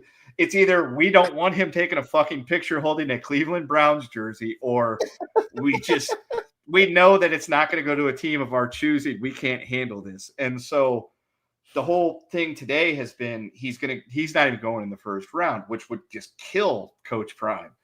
But then also that he may go at this position or this position, or then Jerry Jones is in the news saying we've got this huge trade ready that has not come to fruition at all. And so there's just all this shit going on. And Deion and I have been just reveling in the schadenfreude that has taken place in the Deion Sanders house tonight. And that's been like the most epic thing of our last 2 weeks, is just wanting to see this kid get picked in the second round, not for any other reason, just we hate that side of Coach Pride. Yep. And it's been. I love Schadenfreude. So good. It's so good. It's been so. This Schadenfreude has been very sweet. It's been very sweet. Ooh. I think Schadenfreude can be very tasteful. Yes, of course. This sounds like tasteful Schadenfreude. Dude, it is. And this conversation literally started, I want to say maybe 3 or 4 months ago, where I sent Deion a message one day. It was just something like, look, don't get me wrong. I love Deion Sanders, the player. Everything about Deion Sanders, I just absolutely adore that guy. He's just great. But at the same time, am I wrong for absolutely fucking hating the promotional side of Deion Sanders? And Deion immediately messaged back, no, I 100% am right there. It's like, okay, good. I was worried that I was like overstepping some kind of boundary here, because like Deion, the player, was just awesome. The publicity, the fucking arrogance about him, all that stuff. It's one thing. But then like the second part of Deion Sanders' career, the coach / snakes oil salesman, it's just like, he's the most shameless self-promoter ever, which was great for him as the player, but now it's translated to his 2 children, who are nowhere near the football player he was, and we've just been enjoying the downfall that is Shedeur Sanders, a kid we've never met or will ever meet. Yep, never met, and reveling in the first round tumble that we are 100% positive his father is hating. Well, right. And it's not even the Aaron Rodgers thing from 20 years ago where everyone was just like shocked. It's like, how could this, in hindsight, it's like, good, I'm glad it fucking happened to him. What a douchebag. But like this one is just like, you could see it coming. It was like a train hitting a car. It's like, you could see it happening. You can't look away though. And it's like, at the same time, it's like, you want to see that happen. So it's like, at this juncture, unless he gets picked by the Rams, he's not being picked tonight, and he will fall into the second round. Well, if he's picked tonight, I want an update.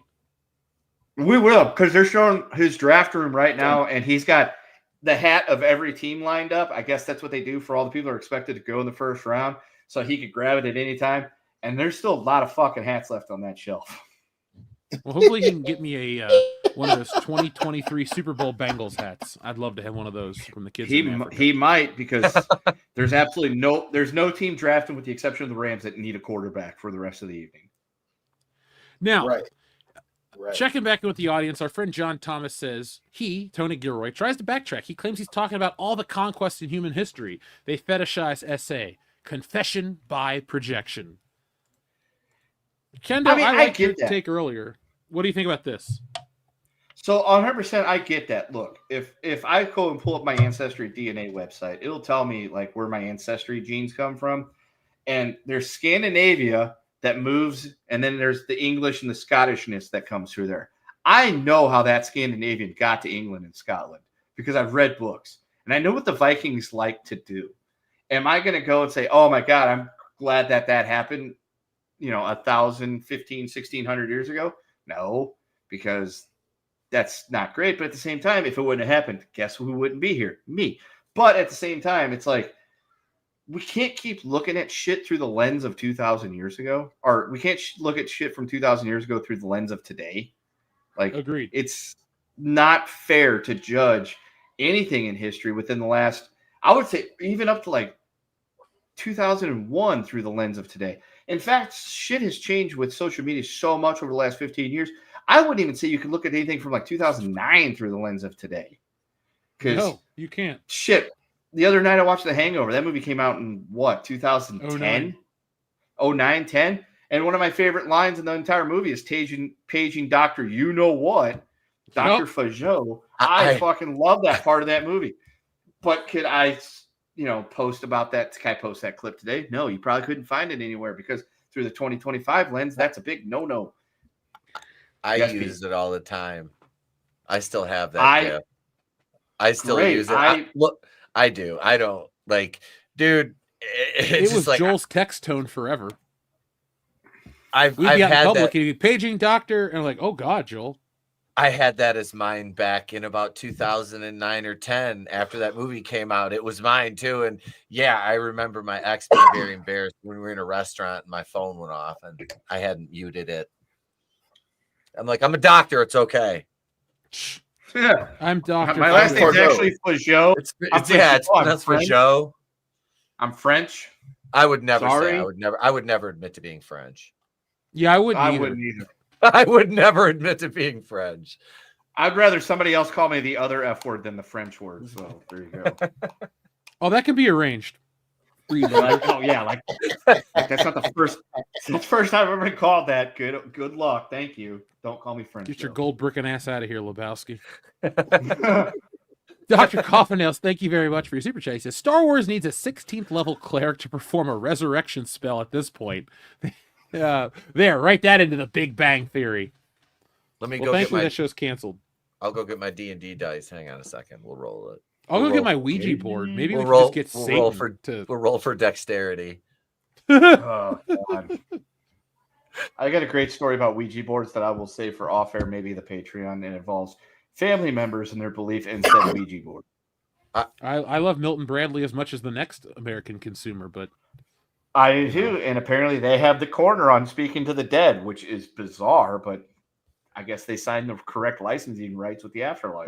We had a Ouija Satan's board. cheap. Yeah. Dr. Coffinails, thank you very much for that. I want to watch that movie now. The Exorcism of Star Wars. Enrique Vasquez, what is up? He says, "Hail, WCBS. Hail, ETEP. Did you guys get a pre-order for the Switch 2? No. No. Fuck that console. Not what I I was thought out- what they're doing with their prices and not releasing shit for games up front. Like they don't have any, and then upping the prices on the games. The freaking Joy-Cons went up. I'm like, nope. I'll sit this one out, fam. I'll sit this one out. I'm good. I was out filming an Ollie's video today, and I stopped by my local Target, and I was going to go to GameStop to film, and I get up there, and there's a line of people, and I went, oh, this is for the Switch, and I just left. I don't give a shit about that, but they were the most stereotypical Nintendo fans you could possibly imagine. They were like one step above Disney adults. Like, you could tell the type of people that were so pumped for this console. It's like, hey, have fun. I enjoy Nintendo as much as, well, not as much as you, clearly, but at one point in time, I loved Nintendo, but I also grew up and stopped believing their bullshit. It's not a taste and preference anymore. It's like, when it comes to, we're going to talk a lot about liars tonight. Excuse me, folks. We're going to talk a lot about liars. Some are jabronis, some are companies. But either way, I don't like being lied to by the press or companies. And so I do the same thing I always do when these people lie to me. I just don't spend money. Now, Mr. Cleo wants, Mr. Cleo, how many Switch 2s is Dion going to end up getting? Not that many. Not in this economy. I don't blame you, brother. Not in this economy. We might start with one. Might. It's not even the price tag of the console. That is not a problem for me. $500 for a video game console, it's just the reality of today. But all the other nickel and diamond, and like you said, there's not even any really great games. If like they had a new Zelda that was 120 frames per second, 4K, hyper realistic, real music, none of this fucking keyboard shit that they still put in Zelda. I don't care how great your samples sound. I can tell it's a MIDI keyboard. Like if you go give me like a full orchestral Zelda with like a budget of like a Red Dead Redemption or something and blow me away, I'll buy your $80 video games and I'll just fucking shut up about it. But don't give me a game from 2017 with, but Jeff, it's upscaled. It's the same fucking game. I'm gonna go to the same spot and the same shit's gonna happen. Don't give me that bullshit. Anyway, Enrique, your button that you requested is right. Shit, I just had it a second ago. Here it is, right here. You had enough yet? No. That's another one. So? You just say the word, I'll keep going. Go. Eeny, meeny, miny. Mo. Your mother was Ho. he was a famous clown. Bobo. Mitch, cut it out. Fucking love that movie. You know what? Let's have another one. Cry me a river, dick face. And then one more from another movie, but because I'm watching The Righteous Gemstones. Son, this is what happens when you fuck a stranger in the ass. Yeah, Dude, when he broke his kid's thumbs, Dion, holy shit. Dude. Oh my god. Okay, so I'm probably last night I decided I need to give this a try because every time I log into Max, it's always like your picks, Righteous Gemstones. I'm like, look, I just got through the drama of Tournament Champions 6. Okay, I'm not ready for jumping anything yet. I'm trying to finish The Sopranos, but I was reading an article last night about hometown boy John Goodman because I guess The Conners is wrapping up. It's coming up to its finale because I guess that show's ending. I can't believe it's been so many. It's like 7 years and it's been on since they brought it back. I remember I stopped watching after Roseanne got fired for her Ambien tweets because I'm like, the show just doesn't work without her for some reason. I'm just like it. The show was Roseanne because she was a central figure in the first go around. The reboot was very central in that it was about her and Dan and everything that's happened in the last 20-something years. She's not on it anymore. I don't really care about the rest of the characters without her interacting with those characters. So I stopped watching. But yeah, it's still on, and apparently it's coming to an end. So I'm like, he's on The Righteous Gemstones? Okay, maybe I'll get that try because isn't Walton Goggins on that show too? Yep, Baby Billy. And Yep. yeah, Baby Billy. I fucking love that guy. Like everything, he was in The Shield. He was great. He was in Justified. He was great. Justified probably his best thing. Yeah, Justified was his best thing. I'm like, look, I love that character, and I enjoy Walton Goggins' work. So I need to check this show out. So even before you started saying anything, I was sold. Be careful. There's one downside. Walton Goggins shows his wiener in the first scene, so you might want to look away. You act like I've never seen. Look, dude, I play team sports. I can handle it. It's not about handling it. It's just like, hey, I'm going to watch this show, and then there's the dude's wiener in the frame. You're like, oh, okay, let's just move on quickly. You know, good for Walton Goggins. If he wants to hang dong, go, that's fine. I'm not going to, It's more of a ding than a dong, but okay. I've always wanted to use that line in context. Yes. That's pretty There good. we go. So he hangs dong, and we judge him for it. Enrique Vasquez says, Pete, did you see the UCS Jago Slave 1? I won it. I had to look it up after I saw his super chat earlier. And yeah, I'll probably be dropping some coin on that because that'll look nice next to the Razor Crest. That is a gorgeous Lego ship. Yeah, I might wait till if I can. Well, it's hard to find one with a price drop, but I will. That's one I'll definitely be picking up, if not right away, eventually. I don't buy many Lego ships or anything like that right off the bat anymore, but because I have way too many now. Like, if you could see there's like 10 foot plus another table full of Lego in my basement. There's a lot, but yeah, I would love to get that thing. It looks freaking beautiful. And I've got I've got a vintage and like 3 other Slave 1 ships now. So it's like, I wouldn't mind adding another one to the collection. I have some of the Super Mario Legos just somewhere chilling in this house, but that's the last Lego set I purchased. Enrique gifted me a nice Lego set, and Nick sent me a nice one as well, but I have yet to build those. Construct them, if you will. If you will, Daddy. If you will, baby. Baby. The fruit of my loins, baby. It's me, the American dream, doth arose, baby. When I get back my $100,000, baby, I'm gonna smooch up on you, brown sugar, yeah. Me and sweet Sapphire gonna go out on the town, baby, all night long dancing, baby, boogie woogie. R.I.P. to both. Look at you fly out with that cheap pin coat.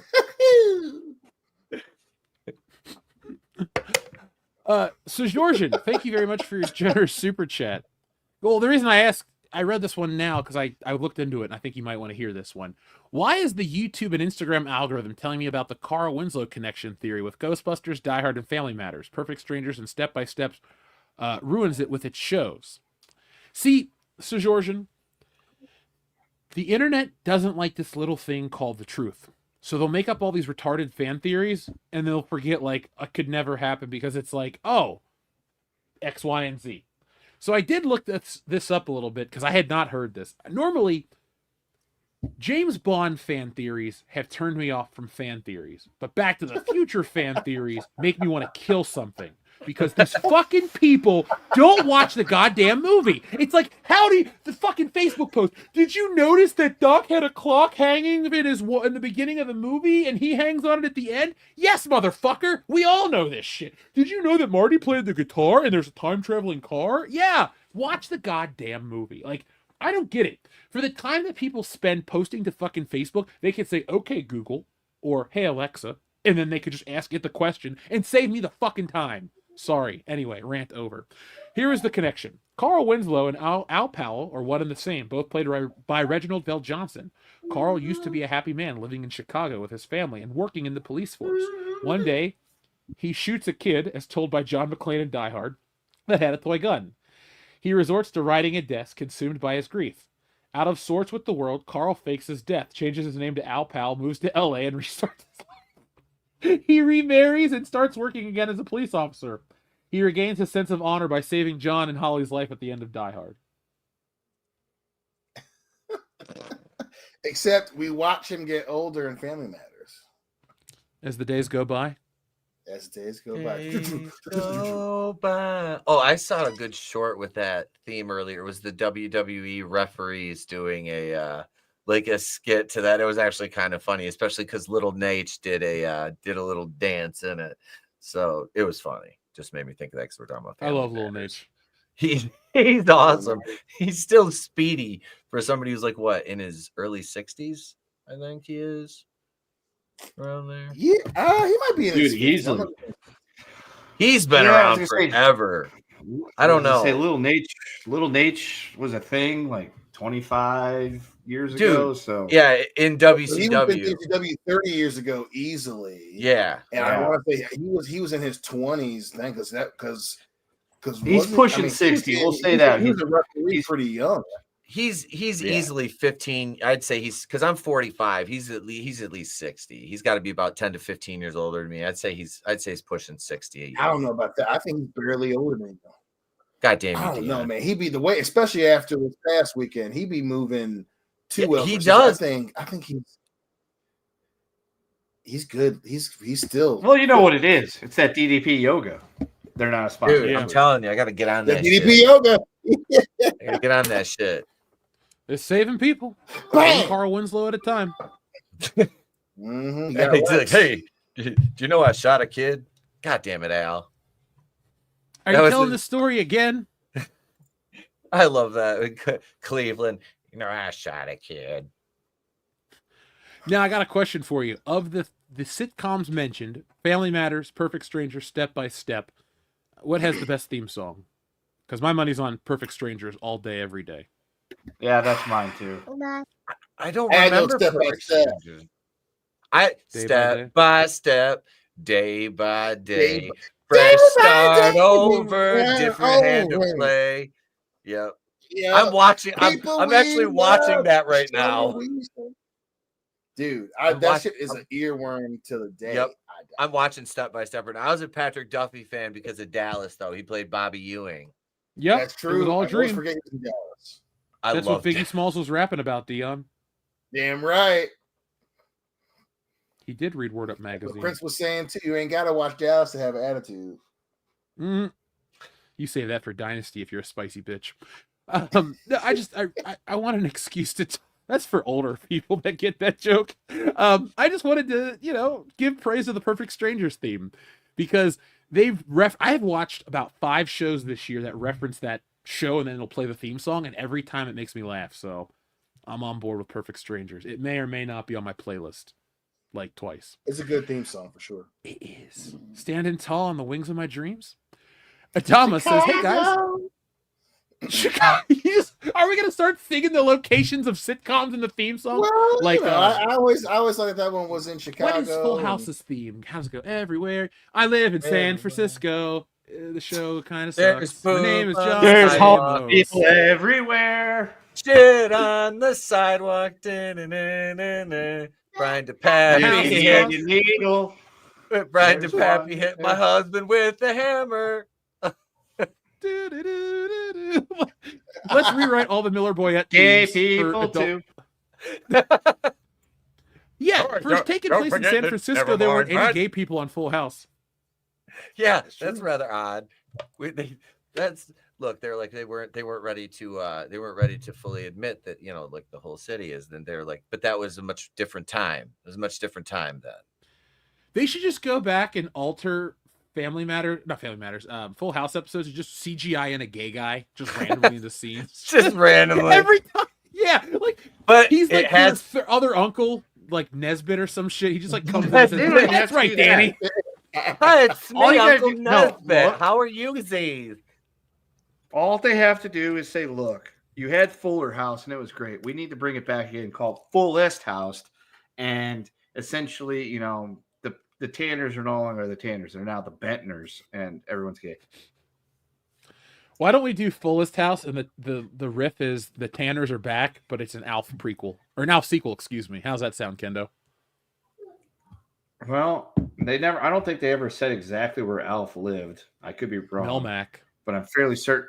Well, okay, yeah, he was from Melmac, but when he crash landed on Earth, I'm almost 100% positive it was somewhere in California, so that could work. Yeah, I thought he was in Ohio, but I'm who trying wants to. to crash land in Ohio. No, and I'm literally racking my brain right as we speak, going, look, you've seen every episode of Alf multiple times. Where in the hell were and I want to say, I think it honestly was California, but fuck, I got to look that up. Chat, somebody find where did Alf take place? I want to say it was 100% somewhere in California. Oh, you're right. It says Gordon Shumway is an alien from planet Melmac who follows an amateur radio signal to Earth, and he lands in the garage of the Tanners, a suburban middle-class family who live in the San Fernando Valley. So they lived in LI. I know when they made the Alf movie on TV that my Oh. grandparents gracefully, recorded for me to be able to watch whenever I wanted to. The Tanners had moved to Reykjavik to, get away from all the publicity of having Alf. So that was the first time I ever learned where the hell Iceland was. Are they like doubles in a John Wick movie or one of those European action films? Because I could totally. Well, that guy died, but never mind. The kid's dead too. Yeah. And I hate to break it to you, Alf's just a puppet. He was never. No, don't you do. Dude, It's so no, real to me, damn fuck it. off. Okay, look, I can accept the family was actors, and I can accept that Willie Tanner and Brian Tanner are deceased at this point on the earth that I live in. But you do not besmirch Alf. That was a real fucking alien. Okay. Yep. I'm sorry, Kendo. The fact that you would suggest it was a little person in a costume like an Ewok is upsetting. How would you feel if I could time travel and make you Alf meets Ernest? I hate you for even bringing that up into my head because I never even thought of that until now. And the fact that it can never happen just that's. You know I'm what I mean, done. Al? Like, could you imagine, like, Ernest is doing some hillbilly shit out in the bog, and then Alf crash lands, and it's like the opening to Creep Show, Jordy Verrill, where Ernest is like, meteor shit, and then, he goes to call Vern. Vern's been killed by the crash landing. Hey, Vern, you're dead. I would lose my goddamn mind if there was ever an Alf meets Ernest mashup. And Dion, this could be it. The Giants have just traded up to get the number 26 pick from the Texans. Could this be the end of the Shador slide? Especially before they did it right before the Rams. Right before the Rams, who could be a team in the market for a quarterback. No other teams in the first round. Could this be the end? Jeff, we will keep you posted. Back to you. Well, thank you, folks. Oh, thank you, Al. I'm using the power of AI to create an Alf versus Ernest poster, so we'll get you the results in a few moments. But Adama, thank you very much for your very generous super chat. Hey guys, what did you think about Karrion Kross's angry talk about the wrestling business and booking decisions? He's got a hot wife, and I will listen to him talk. Listen, he's got a hot wife, and I loved it. I've been a fan of his pretty much since he left the first time, and I loved it. Plus, with everything going on, his little promo, Bailey's promo about not being up there. I think something is happening that could be good, and I'm hoping Karrion Kross is a part of it. I was already pissed that he wasn't in Mania, especially because I'm pretty sure he lives in Vegas. He is. He's from Vegas. He was from FSW out there. Yeah. Yeah, he should have been on the card. He was the one piece of the Logan Paul AJ thing that I wanted to be more involved in. And I'm a big Cross fan. So yeah, I loved it, dude. Especially the whole guy in the truck with the suit and tie, go fuck yourself part. That was awesome. Yeah, I like his promos. I'm glad to see him actually getting something to do now because he hadn't had a match since December of 2024 on television, and the guy has a great look. The dude can work. Is he a superstar? No, but that being said, his microphone skills and his presence and the fact that he gets to wake up naked next to a naked Scarlett Bordeaux every day is enough to propel him to stardom. Honestly, dude, the guy has he does have an it factor, as a worker. I look at it in terms of is your in-ring work the best?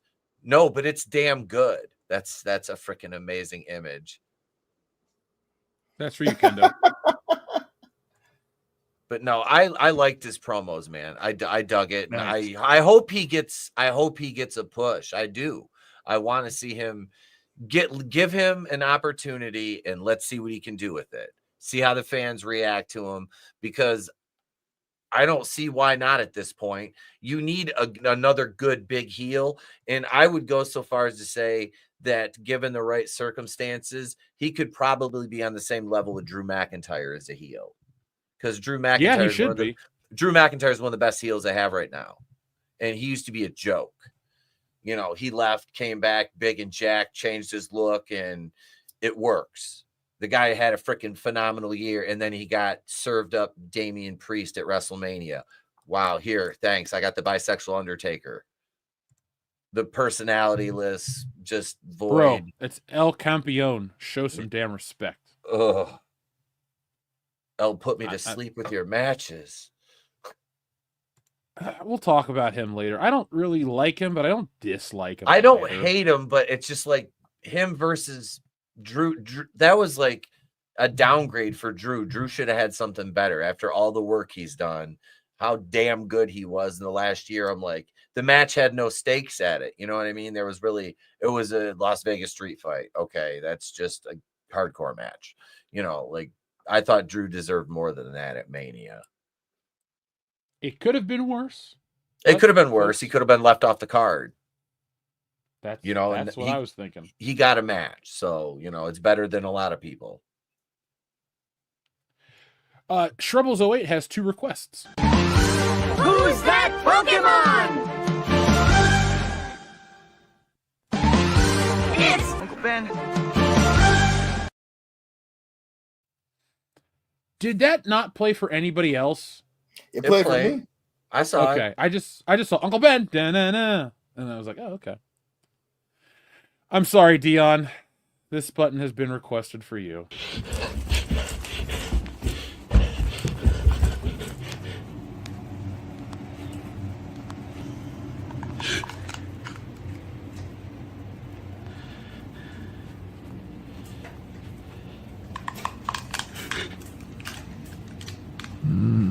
Hello, Dion.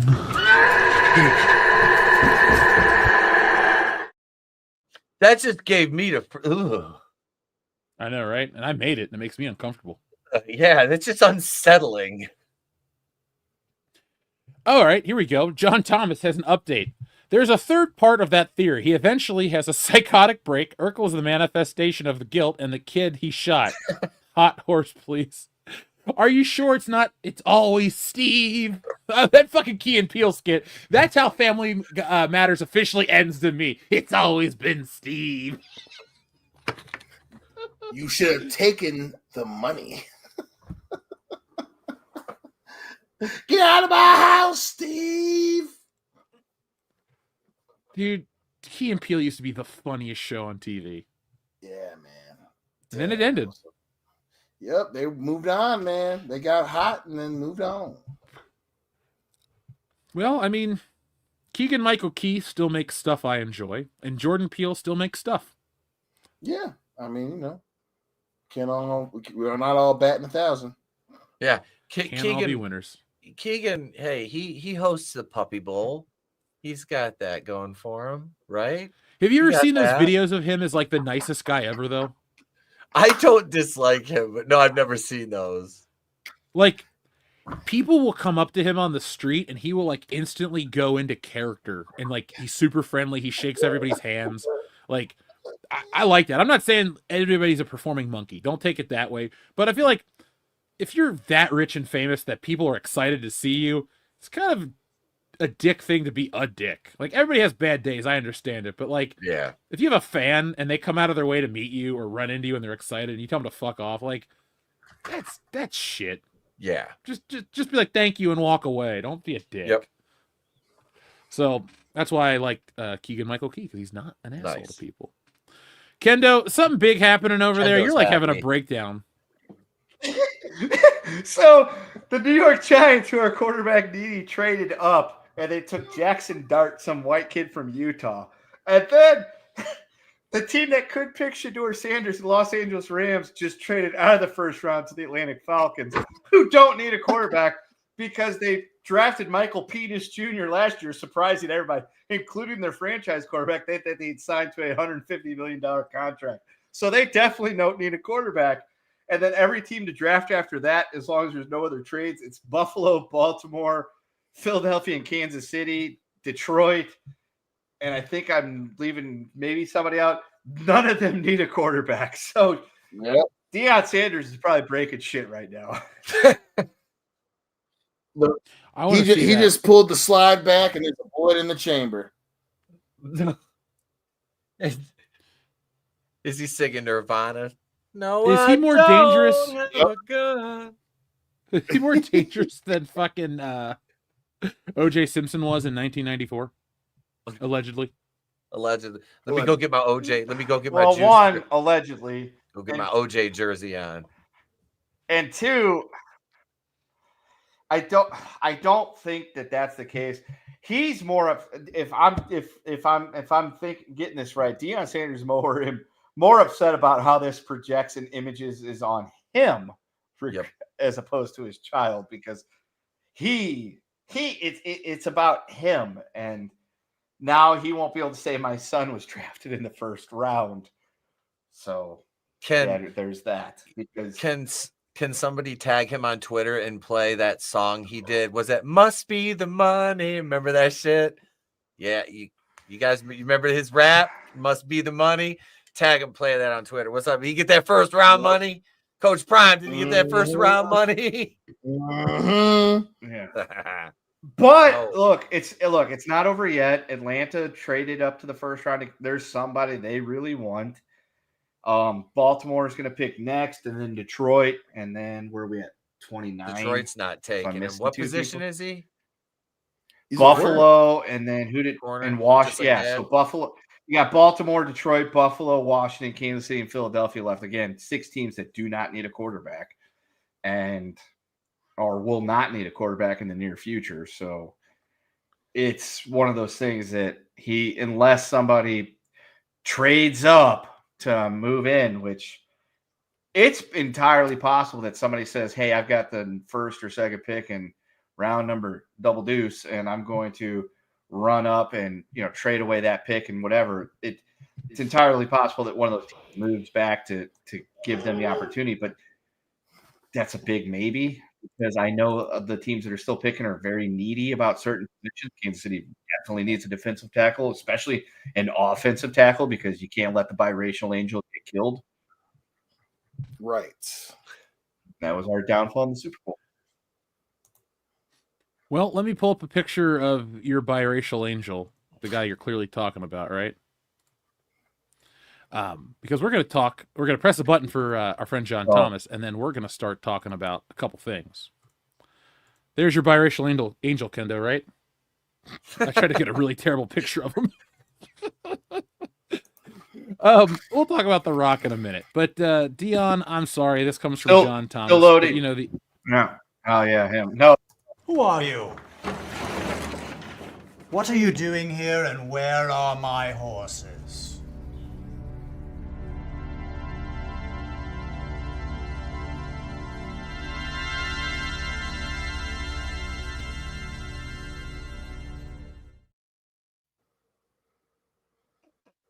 terrifying. Whew. That's Well, while actually a Dion- good trade. Dion, you can. I agree. walked Buffalo away. Jeff That's for actually a good Dion, trade, though. That's a good trade. Yeah, 100%. Let's go Buffalo, Jeff, not the Bills. Fuck the Bills. Yeah. That ain't me. I'm from Buffalo, man. So, guys, let me check our show notes real quick before we dive into a hot take segment, because something we're passionate about has happened. And what's The Rock's worst picture? Let me find that. I didn't realize The Rock was in Fortnite. Did not watch that. The Rock worst actor. Would you call The Rock the worst actor in Hollywood? I sure as hell would not. The worst? No. Is he in a lot of bad movies? Yes. He's not as good as Batista. But he's not. Agreed. He's for not sure. the worst. He essentially plays the same character in every movie he's in, though. Like, some movies it works better than others. Like, I've enjoyed the movies he's in, but I mean, it's kind of hard for him not to be the same. He's almost the same in Jungle Cruise as, you know, he is in Jumanji and Walking Tall and, you know, the Tooth Fairy and so on. He It's just essentially plays The Rock in Yes. every movie he's in. Yes, Like he's just playing Hogan himself. Essentially played It's Hulk Hogan, in yeah, every movie it- he's in. they follow each other's footsteps. It's kismet. It is. It really is. Well, what it really is this week is we're not here to talk about The Rock's greatest matches or how much we like X, Y, and Z.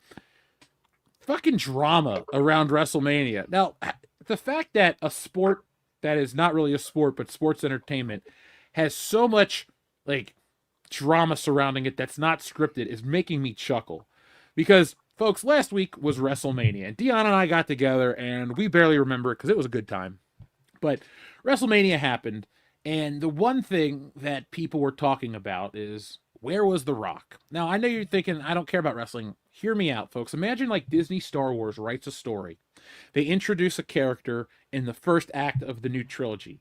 And then you're thinking, oh, in the final act of the third film, it's really going to tie it all together, and we're finally going to get the full story, and we're finally going to get validation. And then it doesn't happen. That's kind of what has been going down. So the way wrestling works is you have your undercard and your main event, and everyone assumed that this main event of John Cena and Cody Rhodes would feature The Rock coming in and laying the smackdown, if you will, because he appeared in the beginning of the feud. And The Rock didn't show up to WrestleMania. It's been a clusterfuck. And imagine, you know, like I said, you go to watch a movie and your favorite actor just disappears by the third act. It makes no sense. So that's what's been going on here. And it's not only just like, hey, this guy didn't show up. There's like drama behind the scenes and like The Rock's responding to criticisms. It's like the dude showing his cards, and it's a hilarious, hilarious situation because we're watching a group of rich guys bitch because they're not getting their way. And I love it. I think it's fucking hilarious. So let's, I guess we'll start it like this. Well, I already told you the story about how WrestleMania went down and that The Rock didn't show up and that people are upset. So I pretty much told you the whole story, but it gets better. Dwayne The Rock Johnson shows up on the Pat McAfee show to make excuses of why he wasn't there. He tries to tell how he wanted to pitch certain storylines, and the WWE didn't want it, and they changed it up, and he didn't show up. So, based on what I've heard, it seems like The Rock comes in, tries to change the script, and people just aren't feeling it, and if he doesn't get his way, he pieces out and leaves. And after last year's WrestleMania, I was blown away, because it worked, you know, we readjust, we finished the story, it was good. This year, it was not as good, and I am dying to hear what you guys have to say. So, let's talk about the Rock segment. How, he's becoming the new Hulk Hogan. My question is this. If you don't believe me, these are real. I saw them on the WWE's website, and I saw the pictures of it. There were shirts for sale at WrestleMania with the image of The Rock like this in silhouette form. And it says, finally, The Rock has come back to Las Vegas. They were selling these shirts at WrestleMania. You could still buy them on the WWE's website. Guess whose ass was not in Las Vegas last weekend? Give you a hint. Me. It wasn't me fucking here. Jeff was not here. Dion was not here. Peter was not here. I was here, but I wasn't at WrestleMania. I did not feel like schlepping myself 10 miles down the road to Allegiant Stadium. He was not there either. He was here, but he wasn't there. And The Rock did not show up. So WWE was selling these shirts for $25-$30 a pop.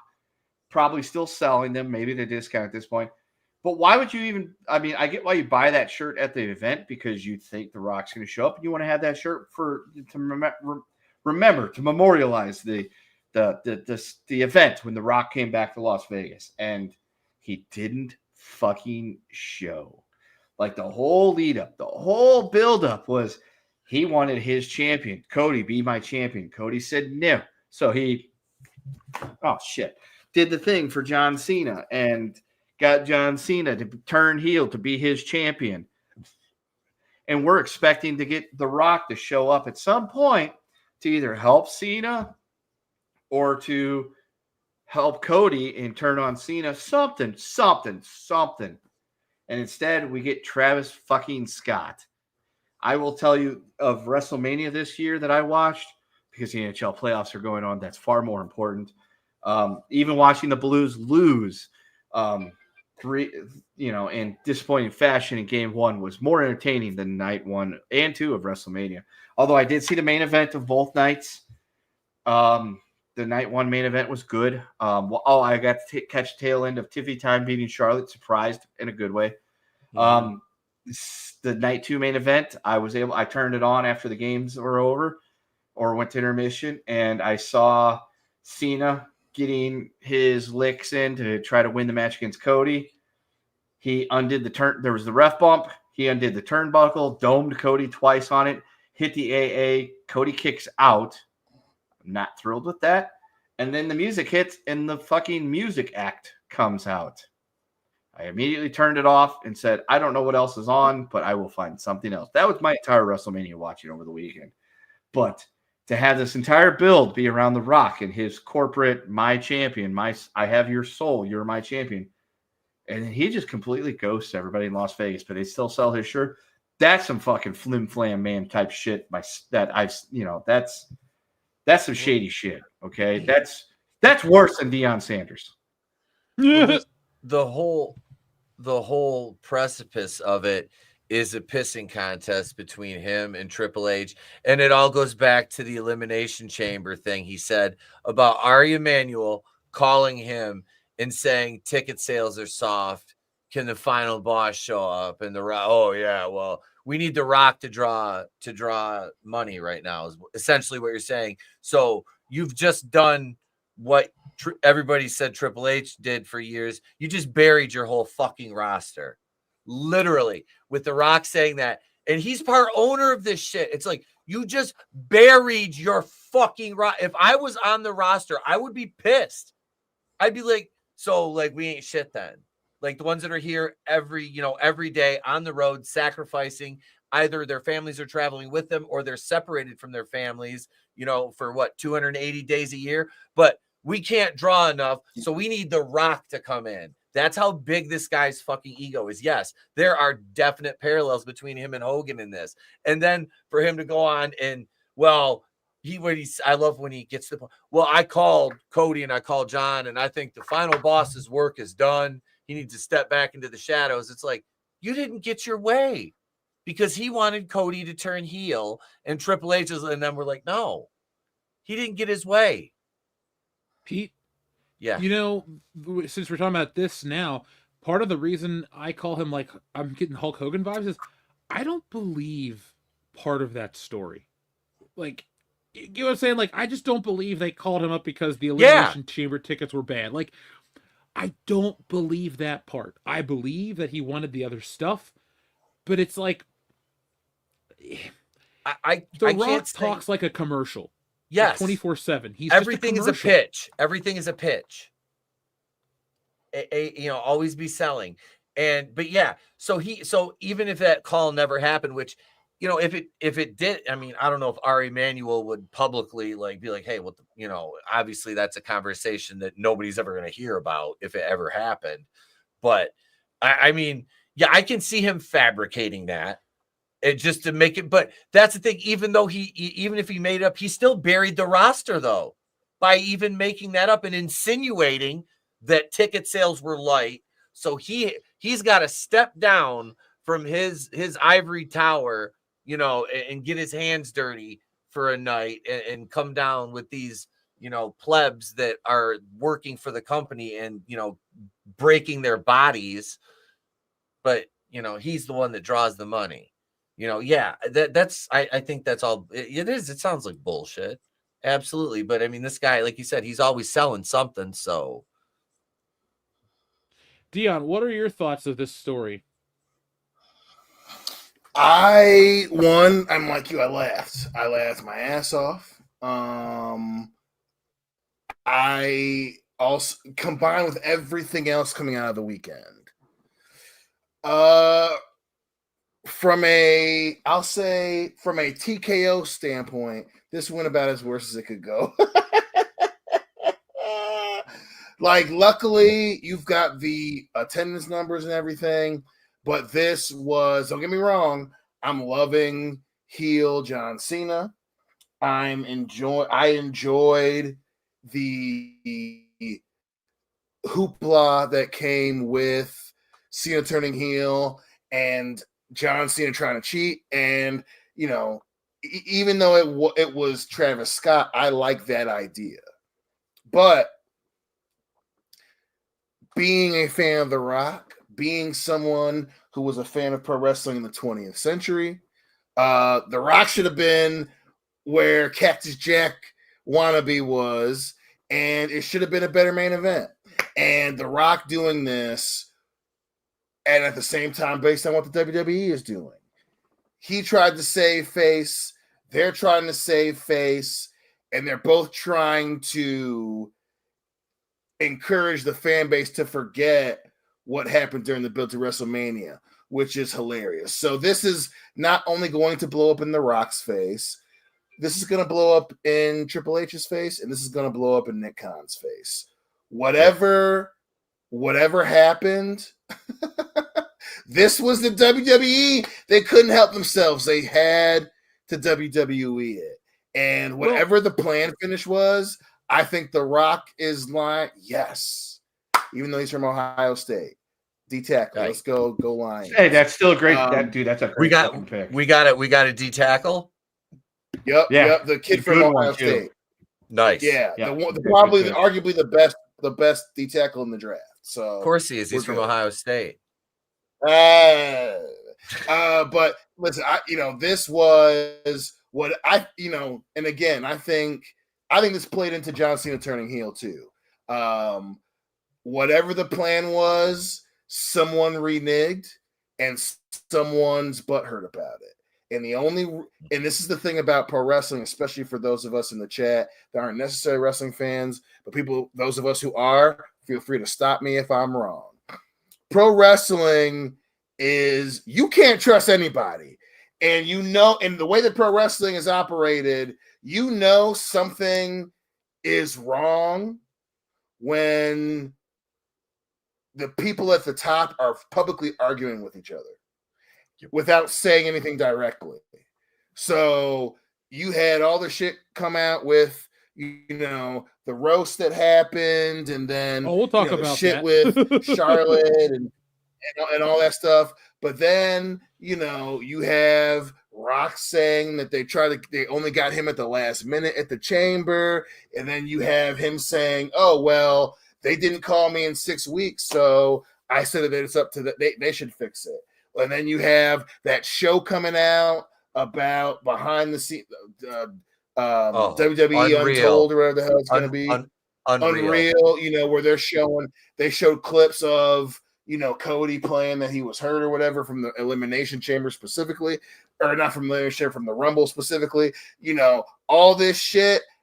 If it's fake, we better have a great payoff soon. If it's not, it is the most pro wrestling shit ever. They always bite themselves in the ass. Specifically, the WWE can't ever just give us what's the best move. And whether it's Triple H or The Rock, 100%, somebody changed their mind at the last minute, and the other person's pissed off about it.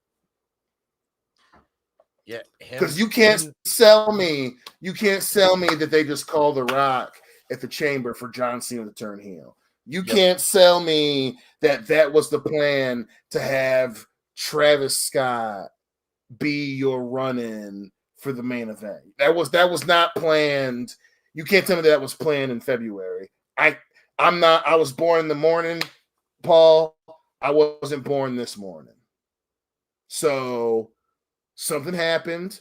Either they reneged on what The Rock was supposed to do, or The Rock reneged on what he was supposed to do. Because both of these people are trying to say that the 41st WrestleMania in Las Vegas, the first Mania that they've been in since WrestleMania 9, where you're selling t-shirts about The Rock, you're bringing back the final boss character. After all this shit with Cody and his story, you mean to tell me that the only thing that you guys can agree on is this was done at the last minute? Well, it makes me realize that Vince McMahon was such an integral part. Yes. To all of this, because, we're really, if you pay attention to the meta narrative of wrestling, it's really Rock and Triple H wresting for power over dumb shit. It's like, and I'm usually team to bring it on everything. I don't know why the hell The Rock is involved with TKO. Like, he even as a wrestler. So companies have chair people who don't make decisions. They're just kind of there. Even the company I work for, there was a guy that he was like the CFO, and he was on the board of my company, and then his daughter became an executive, and then he retired. Where they were like, he literally just shows up for board meetings. So I can see TKO after getting the UFC, getting WWE, putting a figurehead on the board for the plebs and the poors to say, hey, not only do we want to be a big deal in pro wrestling, we have who some of you say is the greatest of all time. And so I can see him being a figurehead. I can also see Dwayne not understanding that he's just a figurehead. That's where my issue is. It's like, if he's a figurehead, let him be a figurehead without power. And I don't really like Triple H the dude. I don't really like anything he's done as a wrestler. And I mean that. Like, any match that I love with Triple H, it's because he either loses or I like the other guy he's wrestling far more. But, when he's doing his own thing booking, it's a lot more entertaining than The Rock going, we're going to make it a spectacle and we're going to bring in the hottest rapper and this and that. It's like, you don't really fit in, because The Rock is the character. Like, he is very removed from your traditional wrestler build push stuff. Like, he was around for a drop in the bucket, got immensely popular, but his character never had to go through like the lulls that other wrestling characters did. He just kind of got big and kept going, and that's awesome.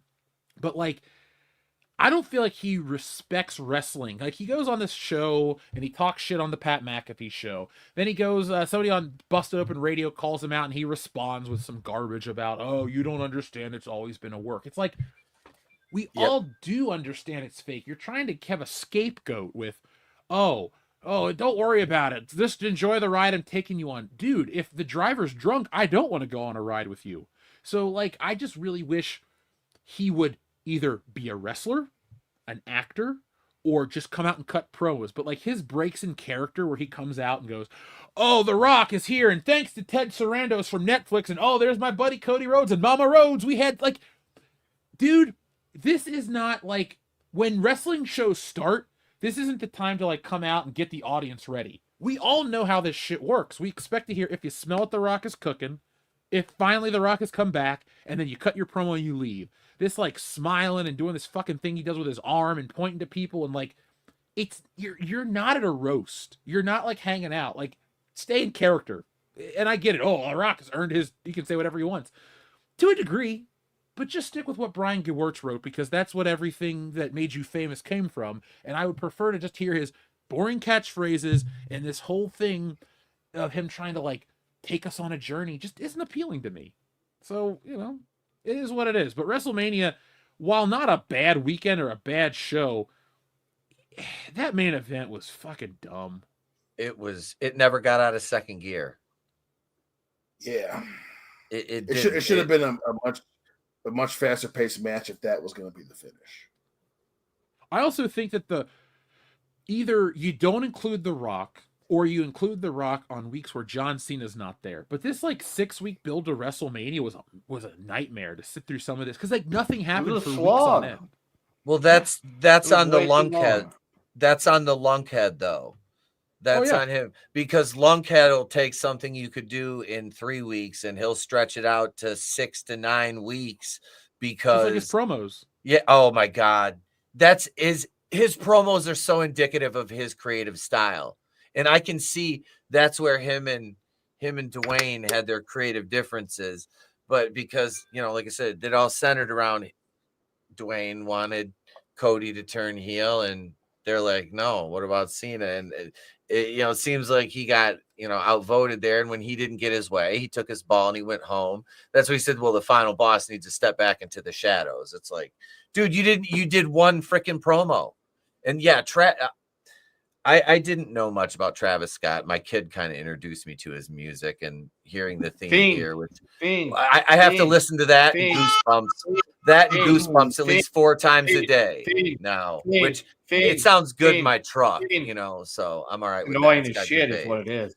But sorry, we have a new version. It's called Beans. Dion knows. Beans. That's my cat. Beans. How do they smoke them? Beans. Dude, oh yeah, Kendo, you missed that whole song all weekend.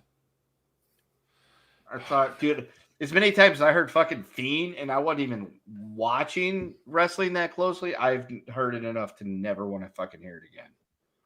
Yeah. WWE overdoes it. Like, I'll listen to My Way every once in a while and still get that nostalgic ting. But if I hear anything from the last, 20 WrestleManias, I just kind of roll my eyes like, here we go again. Anyway, I just want to, real quick, sorry, Pete, but you're fine. The one thing I love about Triple H is he likes the old way that things were done back in the day when there was 4 pay-per-views a year. You got a slow burn between shows. That is awesome. The problem is that is not how it works anymore, much to my chagrin, probably his, and anybody else that enjoys wrestling the way it was, is that you can't do the whole 6 to 8 week builds between shows because you have a show every goddamn month. Yep.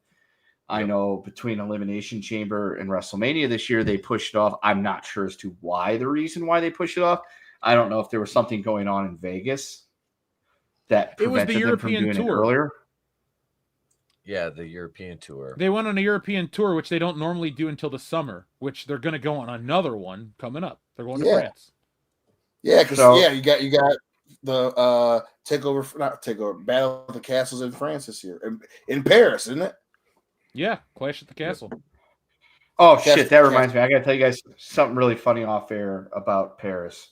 But anyway, that's way too long of a build. It's such a long build. It's you can't do it anymore. Believe me, I wish it was the way it was. I used to watch wrestling when it was, hey, we're going to spend 6 weeks building to the pay-per-view. That's fine. But you can't do that. And then the whole storyline was built. I don't know who to blame in this. I'm going to blame Dwayne just because that's easy. Yep. It's on him though. Really, you had the choice to be there. Even if all things considered, if it's true that he wanted Cody and Triple H wanted Cena and Triple H got his way and it was Cena, The Rock still did the first spot. So for him to just step back at that point and not finish the angle, that is not only highly unprofessional, which at this point in his life, he should understand, especially, being in the business, he should, and be having an entire family lineage in the business, he should goddamn well know how disrespectful and unprofessional that is. But it's childish if that's the reason he did it, was because of malice and spite of not getting his way. That's petulance. That is something a child does. Yeah, I mean, 100%. That being said, this is Triple H's fault just as much as it is The Rock's. Oh, I'm not saying his hands are clean either. I don't like him. Trust me, I like some things he does. Like, I like some things The Rock does, but Triple H just, the booking, like, I could go for the longer term booking because I am an old school fan, but you got a pay-per-view every month now. So it's like, it doesn't work because you don't get the payoffs right with things. They don't sync up.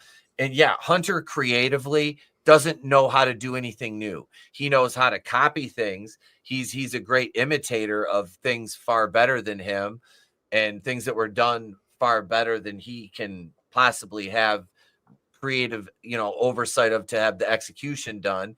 And that's no slight to the talent. That's him. So they're both culpable for their faults and everything to do with this mess, because WrestleMania, this year's WrestleMania proves you don't need 2 nights. If you're going to put this kind of show on, you don't need 2 nights. This is a cash grab, especially now SummerSlam is 2 nights and this is 2 nights. It's like, fucking come on, stop. Like, no. Hunter loves to book like it's 1988, and while I can fucking appreciate that, it's not 1988. And I get it that there is. Oh shit! The Chiefs traded out. Oh, they swapped with. Them in Philadelphia just went swapsies, so Philadelphia moved up 1. So it's not for Deion Sanders' kid because they got Jalen Butthurt, so he loves to get his tush pushed. No, where was that? You don't need too much. I get it. You want to get as many people on the card as possible. So instead of having 20 matches on the card, you split it and call it, 7, 1 night, 7 the next night, whatever. I get that 100%. It's unnecessary though. Like, not everybody has to have a WrestleMania match. Yep. Agreed. That's what it is now. It's like, we need to do it 2 nights because that's what fucking New Japan does. They have Wrestle Kingdom.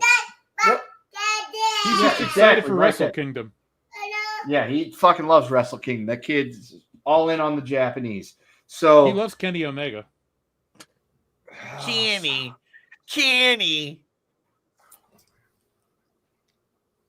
I don't know what to say at this point. You don't need WrestleMania. You don't need WrestleMania to be 2 nights. Agreed. Well, listen, and I am in the camp that, my issue is always going to be when it comes down to planning. You can have what you want, because we all know this is what Vince wanted. He wanted WWE to be like the NFL, where there's constantly shit on and it's all entertaining and it's all ours and we control every bit of it, right? Big difference between 2 entities, though. Right. And 3 of the people that were around him the most were Triple H, The Rock, and John Cena. And that, so to your earlier point about how integral Vince was, that hits a little closer to home because, even Vince multiple times changed things to give the fans what they want. And here we are at 41 in Vegas, where Vince wanted to have a WrestleMania again. And you guys are trying to work us into believing that this main event was good. That's my problem. That's why I think it's deeper than The Rock being half-assing being The Rock, the company with a shitty building too many times in between. My issue is you guys are half-assing. You're trying to do 30 without all the work. Yeah. The fact that we know that this was the plan, because why the fuck else would Travis Scott have been at the Elimination Chamber? There's no other reason that he would have been there. I get the trying to do the crossover stuff. Travis Scott, Kisler, Travis Scott. He's a wrestling fan. Cactus Jack is the thing. You can sell it, and that could have happened, but you don't need him to be at the chamber for that. So my thing is, this was the plan. Rock would come in, he'd do the chamber, they'd betray him, and that the fans would fall for Travis Scott fucking over Cody Rhodes for Cena to win 17. And so this was planned that far back, and it was shitty, and no one changed it. That's my problem. Because common sense says he's the final boss. He was at 40. You guys did the family lineage thing. The fans never brought that shit up. So you brought it up. It's The Rock. He has his own title back. He has to be at Mania. Whatever the reason that you weren't there, you're in Maui, it's a work. And Busted Open Radio had a great response to that. It's a work, whatever. Even if we all know it's a Rock, it's a work. Rock, Dwayne, I love you. You stupid motherfucker. You guys brought this all up. You brought it up. Wait, what did Busted So that Open means Radio you have to say be in there. response? So what's his name was just like, listen, I know it's a work. I'm very into pro wrestling because it's my favorite thing and I love it. If he said, if my Cowboys lose, I'm going to be mad about that. If my Yankees lose, I'm going to be mad about that. I'm going to move on. But my issue with pro wrestling was this wasn't great. And I know that it's a work. You keep acting like the joke is on us. We know that it's a work. It still has to be good. I want it to be good. And that's what he said. And Dolph was on the show. Dolph and Tommy Dreamer were on the show with him, and they were like, that's a really good point. And I agree with him. This blind desire to get non-wrestling fans into wrestling, you're fucking up WrestleMania now. Yep. You're fucking up WrestleMania on the storylines that you guys brought up. You brought up the Rock thing. So he has to be there. And the fact that you guys came up with this main event in February is inexcusable. It's inexcusable. And the fact that I know that that's the case because The Rock wouldn't be going so hard about trying to say it's a work and they didn't call me for 6 weeks. He wouldn't be saying it otherwise. He didn't like it and he bitched about it and they probably said no. And Hunter, the fact that this is what you guys came up with at Elimination Chamber and you had 6 weeks to change it and you didn't, you look stupid too. That they all look stupid. And thank God we're finally getting heel Cena because otherwise this would have been 32 bad. Yeah. Lucky. Now, we're going to keep talking about wrestling in a minute because I have some of the quotes from the Tony Hinchcliffe roast of WrestleMania. But our friend Darian217 has been patient and super generous with a Scott Steiner-sized super chat. So, folks, get your thinking caps on. The professor is in. They say all men are created equal, but you look at me and you look at Small Joe, and you can see that statement is not true. See, normally if you go one-on-one with another wrestler, you got a 50-50 chance of winning. But I'm a genetic freak, and I'm not normal. So you got a 25% at best at beating me. And then you add Kurt Angle to the mix, your chances of winning drastically go down. See, the three-way at Sacrifice, you got a 33 1/3 chance of winning. But I got a 66 2/3 chance of winning because Kurt Angle knows he can't beat me, and he's not even going to try. So, Samoa Joe, you take your 33 1/3 chance minus my 25% chance, and you got an 8 1/3 chance of winning at Sacrifice. But then you take my 75% chance of winning if we used to go one-on-one and then add 66 2/3%.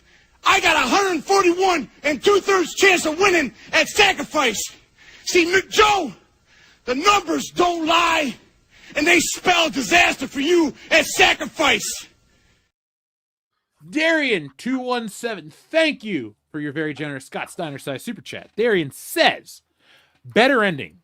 Heel Cena uses the turnbuckle, title belt to the head, then 5 moves set while counting out each of the 5 moves as the crowd or to the crowd of the hard cam for the 1, 2, 3 with no interference. Hold up the title belt, and that says Cody's soul. What do you think of this, guys? This possible what if? I think that's definitely better than Travis Scott coming in. I think you offended That the kids is by more than not Travis liking Scott coming in. Scott. You did it. He did it. Okay. He has no idea what the hell's going on. He's watching fucking Cars. So he loves Lightning McQueen. But number one, Lightning McQueen. it's better than Travis Scott coming in. But number two, counting off the 5 moves to doom, 2 on the nose, and 3 having the belt that says Cody Soul. Cody walked out with the belt. How would have gotten Cody Soul written on it during the match? That confuses me. Just as much as I'm confused by when Dion, well, he wasn't there. Confused when Dion was talking about somebody that's a Yankees fan and a Cowboys fan. That just doesn't make any sense. How could that even happen? Somebody that's a fan of two. Wow, I got to ponder that one for a minute. You already know that he's. I bet they're a Lakers fan too, right? I'm a Yankees fan, but I don't like the Cowboys. It's because you're straight. This is true. But no, like I get it. Like, have seen it count 5 moves of doom. That's just 2 on the nose. Look, I get it. Kayfabe is dead, buried, rotted, turned into bones, possibly even petroleum at this point. But you don't want the wrestlers to acknowledge the fact that they are breaking kayfabe in the ring while the match is happening. Please don't do that. Let's not go that far.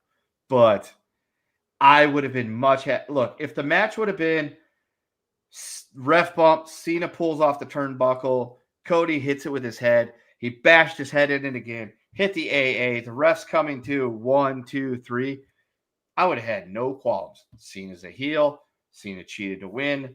That's what the fucking heels do. As Bruce Pritchard, as Jim Cornette said, he's a heel. God damn. Motherfucker is a heel. That's what they do. Yeah, that's what a heel does. Heel cheats to win. That would have been fine. Leave it at that. And then if you want, The Rock to come out after that to hold up John Cena's hand as they stand over the corpse of Cody Rhodes, although Cody did the right thing, which the moment was it was a momentous moment. He immediately fucking rolled out of the ring. He powdered, went away to let Cena have his moment to shine as the 17-time champion. He got the sitting down on the ramp shot with him holding his head. Right. He got that afterwards, but as soon as he lost, he immediately got out of the ring to let Cena have his I just won the belt again 17 times. This is a historical thing by WWE standards. I didn't like it either, but shit happens. So if that would have ended right there, it would have been fine. But the fact that Cody kicked out and then we got Travis Scott to be the reason why Cody Rhodes lost, that to me was a bridge too far. It's like, why is the fucking music act getting involved? Yeah. I agree. And it dates WrestleMania in a bad way because people the apologists would go, but WrestleMania has always been a showcase of the biggest stars and this and that. Yeah, of their time. Like, how many people today go, oh man, Billy Martin. Oh, I'm so glad he was the timekeeper at WrestleMania. Most people that watch this shit, they'll go, who the fuck was Liberace? And they're not going to Google it. They're just going to go, oh, this is some old guy. Okay. He turned out to be gay, which was a surprise because the women loved him. Right. Turned out like through history, the sequence didn't give him away. It was the but slide. No. Yeah. So if you go back and watch WrestleMania from was it WrestleMania 2 with Cyndi Lauper? Or was she at the first one? She was at the first one, right? First one. Yeah, so you watch WrestleMania 1, Cyndi Lauper is singing. You know for a fact this is 1980 because Cyndi Lauper, outside of having skin conditions, has not been relevant since the 1980s. And that's the thing is Fiend is only going to be a thing for about another 3 weeks. It's done already. And and it'll be something else. So this will be bygones. And if you go to watch this in 15 years, you'll be like, Travis Scott, wasn't he a fucking thing back in 2024, 2025? Oh yeah, he was, wasn't he?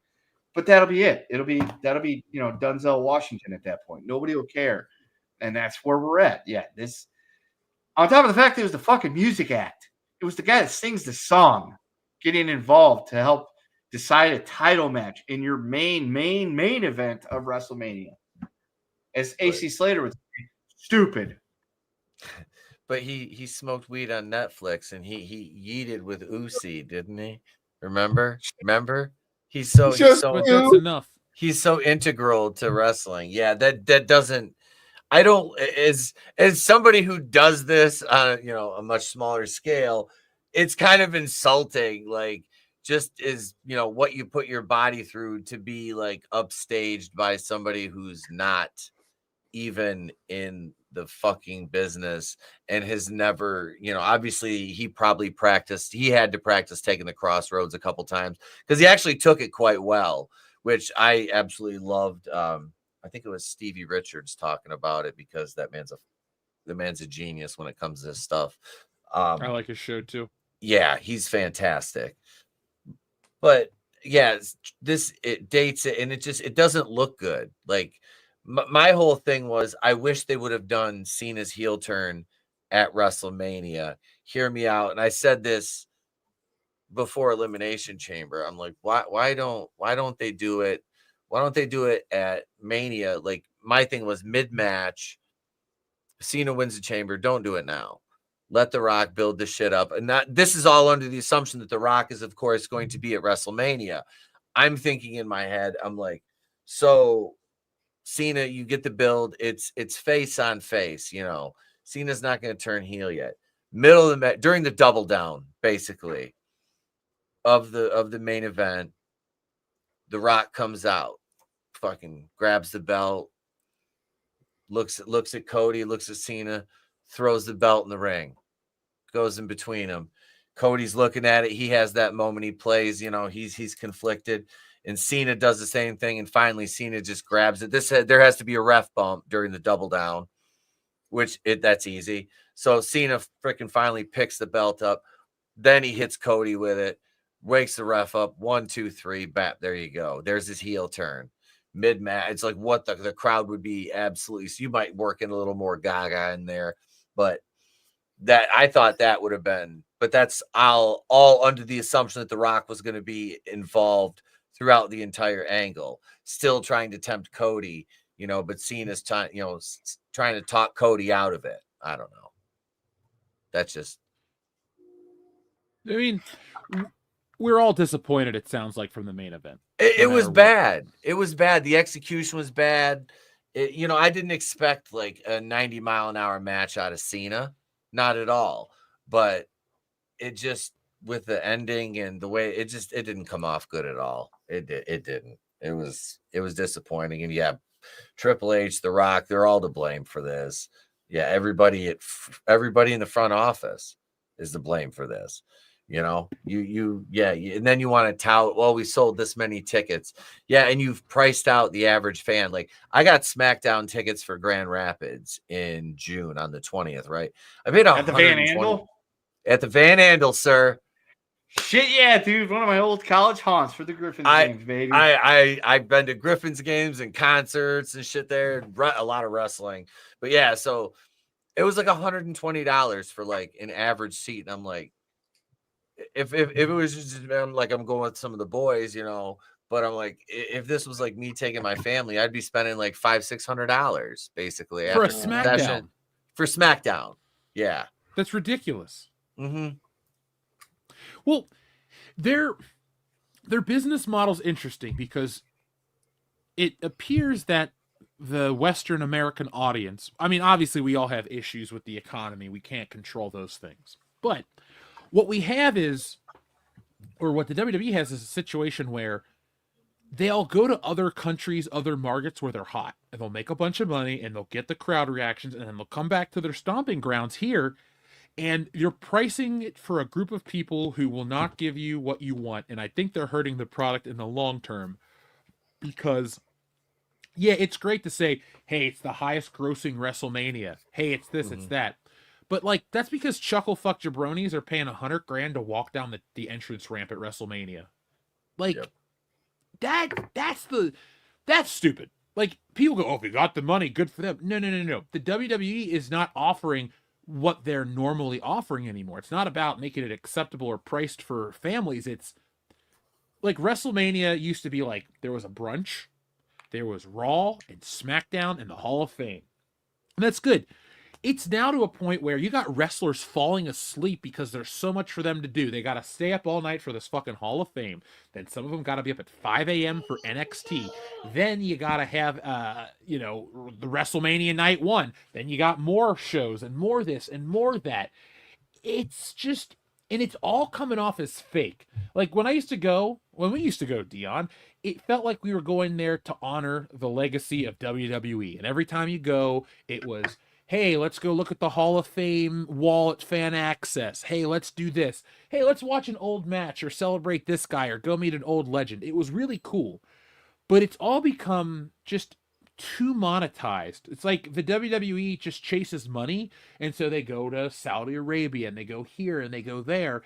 And overall, their actual shows aren't that great. They think that their brand is powerful, the brand, but look what happens when a brand goes by the wayside.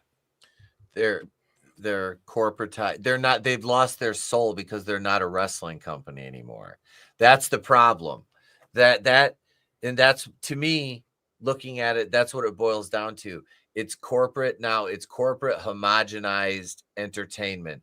They're not a pro wrestling company anymore. They're not. And that's why the product is in the state it is and the business is the way it is. And this is the one thing I will tip my hat to AEW for, is I like their presentation more. I like their stage. I like their ring setup. I like their camera work. I like that because it feels like I'm watching a wrestling show. WWE now, while I like this better than the Kevin Dunn era, now having experienced a little bit of this, it just feels it's watered down. Like, I'm glad I don't have to watch Raw live every Monday night anymore. I don't, because I'm not doing the watch alongs every Monday. I'm done with that. 2 months of it, we're done. I can't do that anymore. So, because I will go back. Lyra Valkyria. Oh, I don't want to see Bird Bitch ever again. That's another thing. That's another thing about WrestleMania that killed me, was hot-shotting the women's tag titles. I know what you're thinking, Pete. Why are you getting upset about the women's tag titles? Because it doesn't make sense if you're trying to build the credibility of a title to hot-shot it when you could have done the same thing. Becky Lynch's big return. Awesome. She comes out. She gets her pop. She's back. Yada, yada, yada. Bailey's out. So it's, you got Becky and her Nepo hire Lyra Valkyria Bird Bitch, who has piped in woos in her entrance because nobody on God's green earth chants woo for Bird Bitch when she comes in. Nobody. I know she's adorable and she's a decent wrestler, but she has zero charisma. Absolutely. Thank you for saying the adorable part. Zero. She is. She honestly, I was like, oh, she's so cute. She seems like she's probably an absolute sweetheart, but she has no charisma in the ring. Like, it's everything has to be like, she's an aggressive tumbler. That's what her wrestling is. And it's like dance steps. It never comes off as authentic. So the titles, like, they just have Liv and Raquel retain. Becky gets pissed. Heel turn right there.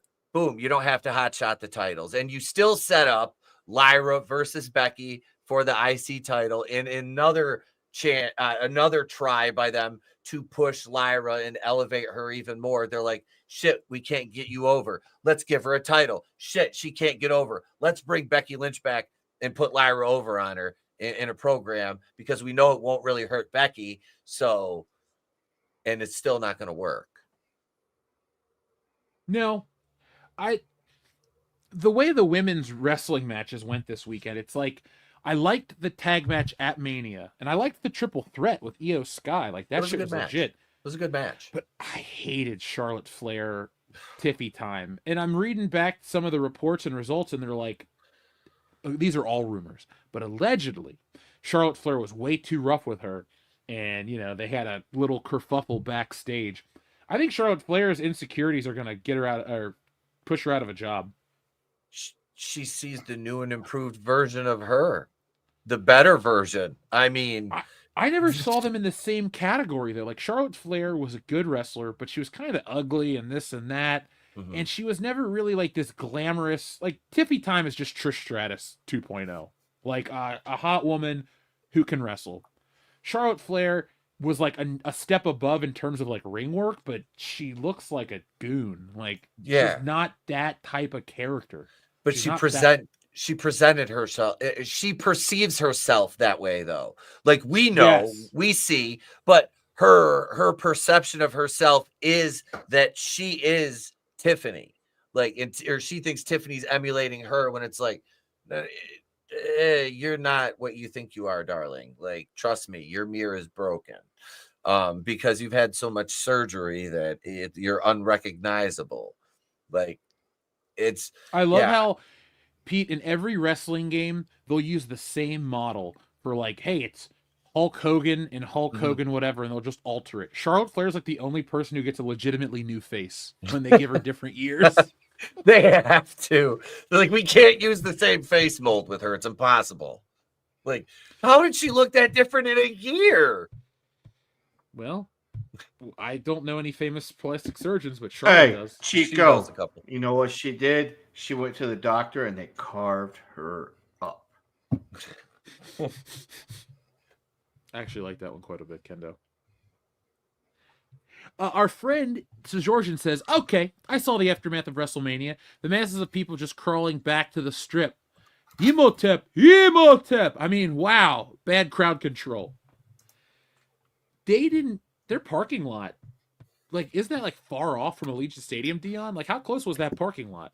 Because they kept showing it on TV and it didn't look like it was right there. So I'll speak as the local resident here. Allegiant Stadium has a fairly sizable parking lot around it for, whatever. But there's also parking right across the road. By the road, I mean the interstate, at Luxor and the Excalibur complex, where you can park there and walk across the overpass to get into Allegiant Stadium. There's also parking areas up and down the strip area over there. And then there's also parking areas that you could take a shuttle bus to get there for. I wasn't watching, so I couldn't tell you exactly where it was, but I did send you guys that picture. I hope you appreciated it. I think it was night 1 of WrestleMania, where they showed this gorgeous picture of the strip all lit up in the darkness of night. And then I sent you a picture from my back patio where it was clearly still very much, daylight outside. I was like, aha, WWE is lying to you.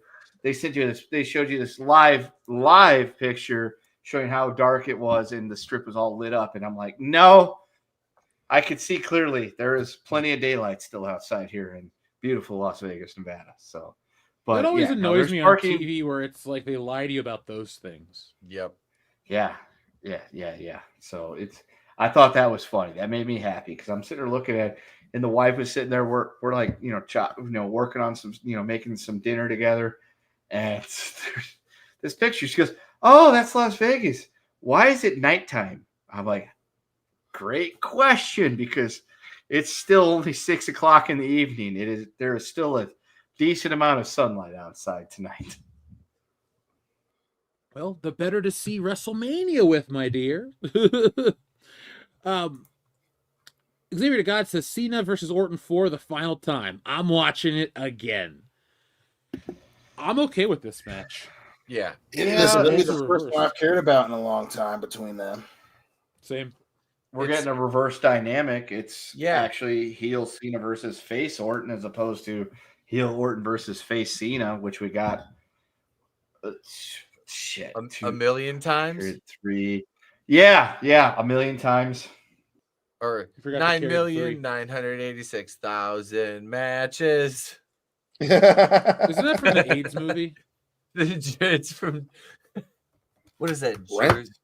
Rent. Yeah, it's Rent. Don't they all get AIDS in that, though? Everyone has AIDS. You've got AIDS. AIDS. Not HIV, but full-blown. The Blacks and the Spades. I like how we all just sing random songs about AIDS to each other. I went to a Family Guy cutaway. Not HIV, but full-blown AIDS. I wish it was something less serious. Back when Family Guy still had something to say. Yep. That was fun. Seriously. Darian 217, thank you, says, also wanted to say after 17 years, 2 months, 3 weeks, 3 days since screaming Cena sucks at the Royal Rumble 2008, I've sold out and got a John Cena number 17 shirt for my brother. And he wants the Chinese John Cena button. Hey, Darian, you're not really selling out, man. 2005, 2006, Jeff was on the toy hunt for a John Cena action figure, one that actually looked pretty good. So there was a window of time where I've never bought a John Cena shirt, but I have a John Cena pendant. I have a John Cena visor. I have 2 visors. I was in the Chain Gang and Word Life. And I bought his album. So, no shame, you know. But no, man, I think it's working. The heel turn, it's weird. I was okay with him in where he was with wrestling, and now he's this heel, and I really like it. And he has been used in my video game more than he ever has in like 20 years. So, if there is anything to learn from Real Big Fish, other than they did great in basketball, is that there's nothing wrong with selling out. You make lots of money, and everything will be all right. I didn't sell out. I bought in. Thanks, Rock. Okay, Seth. Dude, what's up with Seth Rollins' character? Like, I know he's got Paul Heyman now, and I think that's a good move. So, Jeff, they gotta Jeff, spice it up. Jeff, I said Jeff. Did you see The Dark Knight? That's Seth Rollins' character. Oh. He's Heath Ledger as the Joker. That's Seth Rollins' character. Listen, I'm still a fan of his. I love the straddling the line between face and heel and let the fans decide and still do some heelish shit. At the same time, he's got to stop doing the David Bowie thing. It's just so stupid. Oh, what? That too. I'm about ready to like start filming myself, just like I'll be dressed, of course, but like I'll dress like, in some clothes, I don't know, I'll pick an outfit, but I'll have my bathrobe and I'll just start walking around playing the Seth Rollins music on my Bluetooth speaker. Like it's ridiculous. That's how ridiculous his entrance is. Like his gear is freaking. I gotta say, I like the turn with Heyman and Braun Breaker because I've been saying it for a year. Strap a rocket to this guy's back. He's ready to take you to the moon. Like, and him coming out and spearing the shit out of Roman and hitting the big gimmick on the outside. That shit was, it's nice. I like him being with Heyman because he kind of needed a manager. I think we were talking about it. We're like, shit, you know what they should do is they should kind of change his gear up and put Maxine Dupree with him. Let him do a little Scott Steiner shit. Like, he's got more Scotty than Rick in him, I swear to God. But no, I like this. I like this deal with Seth now. Yeah. I this kind of made me like him a little bit more than I did, by himself, because he was just annoying I kind of like the character work though, so I respect the shit out of that. Yeah, when I was watching night 1 and they swerved the swerve with a swerve, bro. Bro, it's a swerve, but it's a swerve with a they were fighting over a fat Jewish guy, bro. They all have hot wives, and they're fighting over Paul Heyman. It was a swerve, bro. But do we swerve? Yeah, Becky Lynch, she's not that bad looking, usually. That's but fair. When they swerved the swerve, but we're going to swerve the swerve with a swerve, bro. I was like, look, you swerved us with a swerve. Now you're swerving us again with another swerve. And then you swerve that swerve with the swerve. I'm like, what the fuck is going on here? This is stupid. This is stupid for stupid's sake. But then the payoff of Paul Heyman creating his own stable, like his Heenan family. I'm like, all right, that makes sense. I'm good with this. Dangerous Alliance 2.0. Yes, sir. Bro, if you said swerve one more time, Swerve and Prince Nana were going to show up, and swerve when they drive, bro. Would you rather hear the word swerve a million times or fiend one more time? The song. Oh God, I know I'm gonna have to listen to Fiend, and I'm gonna have to listen to Fiend on the way to school in the morning. I'm gonna try to talk him out of it. So I would take Swerve. It's a million times though, bro. I have a I'd high still pain. take the swerve. Yeah, I've been married for 15 years. I have a high pain tolerance. I'm sorry, that was just too funny to me. It popped. It popped at least one person. I'm fine with that. Your jokes usually get me. Let's press this button for our friend Darian217. Thank you for everything, Darian. Thank you to everybody for joining us. The show's not over yet, so don't take that as a, hey, I can close this browser tab. Never close off at WCBS. If anything, click on new videos after the show's over. Now, the button Darian requested gets a little loud, so we're going to give you a 3, 2, 1. Be prepared. Here we go. 3, 2, 1. Who's that Pokemon? John Cena!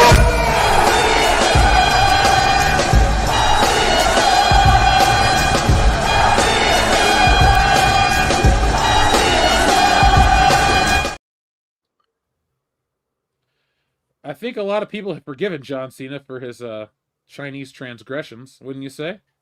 Very much so.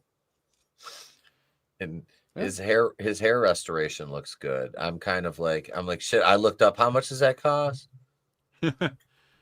You look cooler without it. I know. I dig the supervillain look.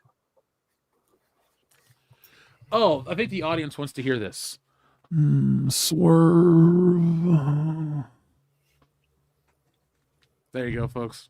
Say his name and he appears. And it's not Joe Hendry. What did you think of Joe Hendry at WrestleMania?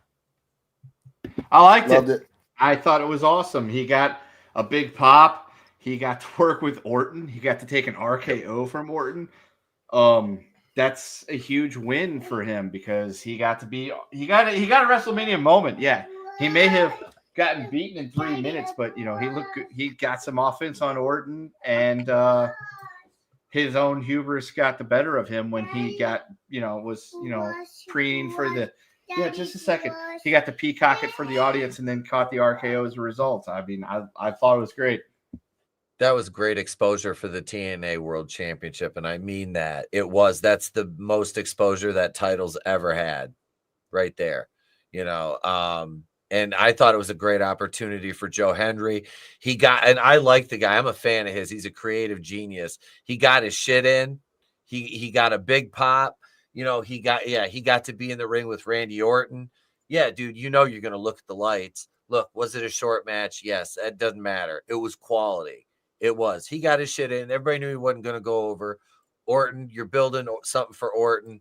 And this is not the last time we're going to see Joe Hendry in a spotlight. So good for him. I thought it was a solid spot for him. Yeah, we were joking about it being Joe Hendry all weekend. And then, well, it fucking happened. I knew it was that going our to be him loudest or pop deal of Rusev. the night? You said you'd rather it have been Rusev? No, I said I thought it was either going to be him or Rusev. Hey, I'm glad Rusev showed up on Raw and cleaned house. Yep. That shit was legit. I was so happy. He looks like a tank too. I'm like, oh, he's beastly. Look at Rusev. It was like I felt like what culture was like. Oh, look, big sweaty men slapping meat. Look at that, mouth watering. The best part is, like, he got Lana back too. Yep. Yeah, he did. He did. Like he's like, I'll wait this one out. And she came back. She was like, I guess I had it good. Yeah, like, I don't care who's fucking who, but like the fact that Rusev pulled that off and she came back and all this shit, I'm like, all right, Rusev, good for you, man. I guess they never got divorced. They just separated.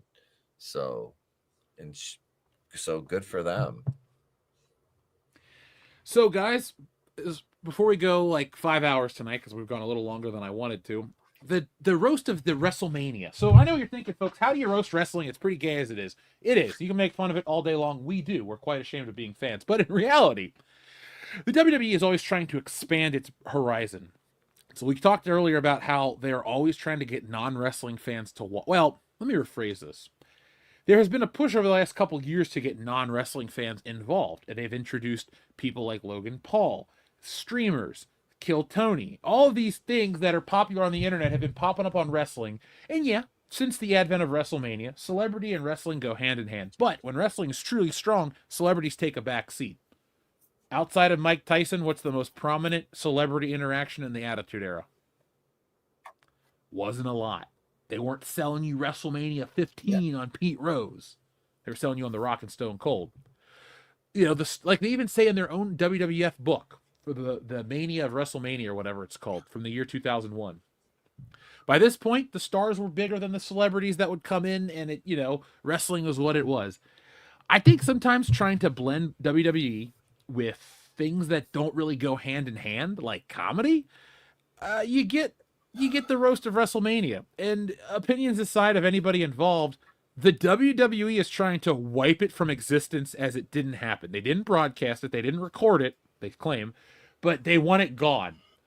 Before I read you any of the quotes from this shit show train wreck, any thoughts on what you guys have seen or know about the roast of WrestleMania?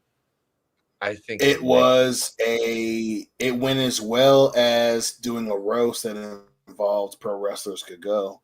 And this is also that weird thing in sports where organizations are trying to maintain business while trying to appear to the semi-political spectrum.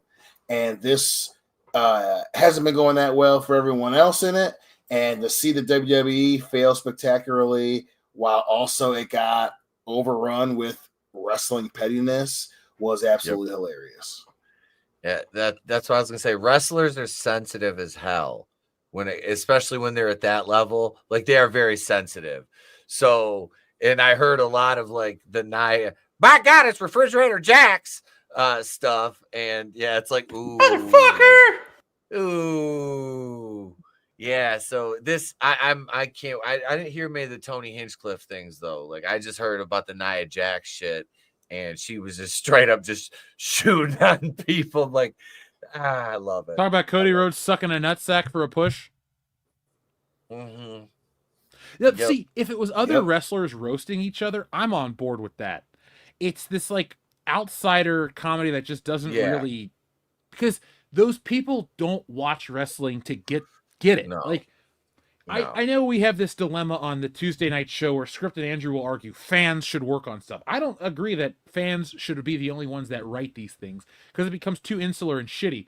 Yep. But I don't think that famous people, just because they're famous, should get involved. Like, yeah, comedy is subjective, but I don't go to like Kill Tony or any of these online things to watch comedy. I'm either going to watch something more produced or something classic because those guys were masters. Mm-hmm. Nowadays, I just kind of go like, oh, okay, everyone's got a camera and this and that. We can all do it fine. But I have a discerning taste. That being said, I'm going to read you. These are just a couple quotes that were transcribed. And I want to know if you guys think this is funny. Jinder Mahal wasn't at WrestleMania because he was having a midlife ISIS. Thank you. Yeah, jokes, right? At WrestleMania, Jey Uso was the underdog, which was what Nakamura ate for dinner tonight. I swear to God, that's from a WWF magazine. Paul Heyman made jokes about Maurice's private parts. Heyman also said Shayna Baszler has a penis. That's just a fact. Yep. Jacob Fatu became the U.S. champion, which is crazy because if the president of the U.S. saw Jacob, he would deport him to El Salvador. Yeah. Naomi and Jade Cargill had their match. When it comes to their rivalry, we've only just begun, and they will face off again in your Waffle House. The weave part got me. That was good. The weave. Oh, Jade changes her hair more than most people change clothes. I like the short do, though. I'm not gonna lie. She looked good at WrestleMania when her titty popped out. Yeah. I would say I could watch her read the phone book and be all right with that, honestly. And she sits on your chest as she does it, not shit. Okay, I was gonna say no, I'm not into that, but if she sits on my chest while she does it, I'm fine with that too. We're talking about Jade Cargill. Yes, sir. Jesus, I would let that lady do almost anything. That's what I said. I was like, I'd pay her to step on me, like $500 an hour, red bottoms. I was gonna say I have like zero fetishes or kinks that I can think of, but If Black the women only eat price little to chocolate titties. have some, I'd find some. Well, She, there's like, no Chocolate titties. God damn I it. The darker the berry, the sweeter the juice, sweetheart. Yeah, I'm in for that. Jade's just built. She's built like an action figure. She's like literal, like visual perfection. Like she's a superhero come to life. She is, man. A few more of these. We got CM Punk is straight edge from drugs, alcohol, and winning at WrestleMania. That one's okay. That is a fact. It's a fact. Oh, this is legit. Jey Uso is still out celebrating and hitting the bar. And history shows he'll have a nice drive home tonight. That's good because he was it. Wait. Was it Jay or Jimmy that had the? Jimmy's the DUI. Jimmy's the DUI guy. But Jay was shit-faced at that press conference afterwards. Oh, God, yeah, he was. I was like, why? Shit-faced at every press conference. I was like, why would they let him go? Oh, God, that looked terrible. He was so hammered. Oh, God, he was so incoherent. Well, he's main event. Jey Uso coming to your city. Heavy yeet champion. They can yeet his candy ass out of here. So they made a bunch of jokes about Charlotte Flair's divorce and her plastic surgeries. There was a joke about Allegiant Stadium being so big and black that Hulk Hogan wouldn't let his daughter anywhere near it. That's a good one. Nia Jax is into BDSM. Her safety words are down, set, hut. This is ridiculous. I said Nia Jax's name 3 times and my crock pot turned on. I'll give you one more. By God, it's Refrigerator Jax. Well, what do Nia Jax and a refrigerator have in common? What? Their entire contents. I don't know. Anyway, here's one that I do like. It's 420, a day of celebration for pot smokers and Christians. It's also Hitler's birthday, so it's probably a celebration for Gunther too. That's a good one.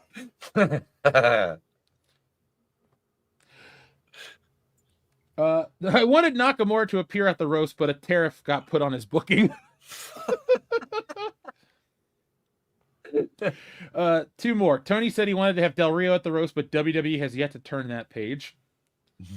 Yeah, I kind of like that one. And finally, probably the most out-of-pocket one was Paul Heyman making a joke about actor Freddie Prinze Jr. starring in a wrestling promotion, saying, "We need another wrestling promotion like we need..." Oh, fuck, I didn't read this out before. "We need another wrestling promotion like Freddie Prinze's father needs another hole in his fucking head." Oh, my God. Oh, holy I heard that Paul was randomly going in on Freddie Prinze Jr., but damn. That's a self-deletion joke, folks. If you were unaware of the story of Freddie Prinze Sr. I fucking I can respect that. That's dark as fuck. God damn. So Heyman the WWE went hard. wants that gone, wiped from existence. Do you think it'll happen? No. Yeah. No. It's gonna pop up somewhere else too. Oh my God. Well, I hope that the full thing gets leaked, whatever's out there still, because I just want to hear how. Because I've seen clips, people recorded something, and the laughter just wasn't really there. It kind of was falling flat. So that's kind of what I want to see, is just how bad of a job they did. I cannot wait to check it out because it's gonna land somewhere. It's too good. And then obviously, as we've seen many times with companies and rich people and all that, the more you try to erase it, the longer you make it last. So something's gonna pop up eventually, and I'm gonna be all over it. I love it. Yep. So let's check in with the audience to make sure we didn't miss anything. We did not. We're all caught up. We've pressed our buttons. We've shown everything that we need to show. And now it is time to go. 4 hours is far too long.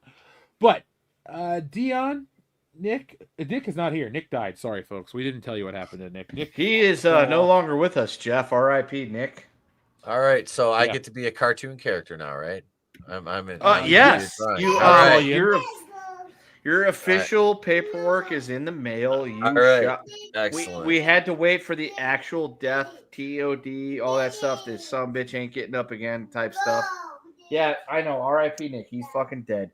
Nick, I grieve. Yeah, I grieve you. Yes, he's going to the okay. afterlife. I got But your yeah, spot, your paperwork brother. is in the mail. You'll get your caricature soon. All that right. good shit. Just look for it. I know. Yeah, Nick's gone. I miss him too. I don't know what else to say. We hardly knew you, Nick. We only streamed with you for 10 years. We barely knew you. Right? $2,000 a night, baby. All for you. Hey. Some of us didn't really want to know him, and we're okay with that. Well, the autoerotic asphyxiation was just something I could never understand, but I didn't know it'd get him. Yeah. Like Keith Carradine. Look, the way you if we want to do a little inside baseball, Nick was doing the the casino thing from Super Troopers, where he was timing how fast he could to a billboard, and well, let's just say he ended up like Keith Carradine or the fucking dude from NXS. So fuck him. Yeah. R.I.P. Nick. So, Pete, where can we find you on the internet? You can find me at Wrestling with Horror on YouTube and also on Patreon. And I am wrestling this weekend with Super Shogun. We have Super Shogun Dark. It's not a fully produced television product this weekend. It's basically a dark show. I have a match against my boy Mad Dog Warren. And I am in the Ronin Rumble on May 10th, which is basically our version of the Royal Rumble. And I get to produce my own entrance video, which will have, we have jumbo, we have like a Jumbotron, and we have like 20 TVs we're putting up around the ring now. So yeah, we're kind of up in the production more. So you can check us out on YouTube at Super Shogun Wrestling. Thanks for having me. It's always great being here, guys. I always appreciate it. Oh, dude, we appreciate you filling in for Nick and his untimely death. Yes. See, folks, you shouldn't get drunk and go to a Jesus Christ Superstar revival off Broadway, because you never know what'll happen. Those white women get crazy, and, well, we lost a Samoan. But he was a good man, and we're going to give him a Vikings funeral. Kendo, I take it you're an accurate archer. You'll be the one to, light the funeral pyre. I will light his fucking ass up like it's a Christmas tree. Well, ho, ho, ho to you too, my good friend. I'm excited to celebrate a friend's life and mourn his passing. Marley, we're not that mean. Are we? I think we are. Yeah, we're dicks with time machines. We'll go back in time and save Nick, and he'll be back next week, folks. So, shout out to everyone. Before you go, folks, do us a favor. Hit that thumbs up button. You think it's inconsequential. It only takes you 2 seconds. It will help us massively. So, if you wouldn't mind, we'd greatly appreciate that. Now, I got some good news. I went out into the field. There's an Ollie's video coming this Saturday. And holy shit, did I see stuff like I had never seen before and stuff I wanted to buy. And somebody in the chat knows me quite well. There were these Beavis and Butthead dolls I bought. I was really excited to buy them. Then I found them at Ollie's for half price, and I got pissed off. So I'm pretty much done buying shit unless it's going to go to Ollie's. But you could find out all about that on Saturday night. One last thing. Folks, if you backed Wokebusters, if you were a Kickstarter backer, you got your books weeks ago. The only people that wouldn't have them are people who didn't fill out your address. So please fill out your addresses. There's only 13 of you of the whatever. You can see the amount of people that backed. Only 13 of you didn't. I'm just trying to chase you guys down to give you the thing you paid for. But if you backed on Indiegogo, thank you. It is on its way. Pete backed on Indiegogo. He got his books this week. Other people got your books last week. And more people are going to get your books next week. But once it's all gone and said and done, I will be a very happy man. But in reality, folks, you will know once everything is shipped out for Wokebusters, because you can go to wokebusterscomic.com starting in May, and you'll be able to buy a copy of the book yourself. I'm already getting early reviews. I've got good comments on the story, on the art, on everything that's a part of the book. So make sure you grab yourselves a copy. We're on our way to Stealing Solo 2 right now. But let's see. All your information, folks, from the original Indiegogo, well, is saved. And so if you're a backer, you got it. And if you have any issues, just check for an email. You're going to get an email from stamps.com that says Jeff Hicks sent you a package. I don't know who Jeff Hicks is. He could be some crazy tweaker, or it could be me, one of the two, or one and the same. But in reality, folks, you have a tracking number. You can track your book. You can find out what is up, and you can enjoy Wokebusters. Thank you very much. Well, folks, we're out of here. We're going to be back next time with more. In the meantime, be smart, be safe, be cool, but always be excellent to each other. .com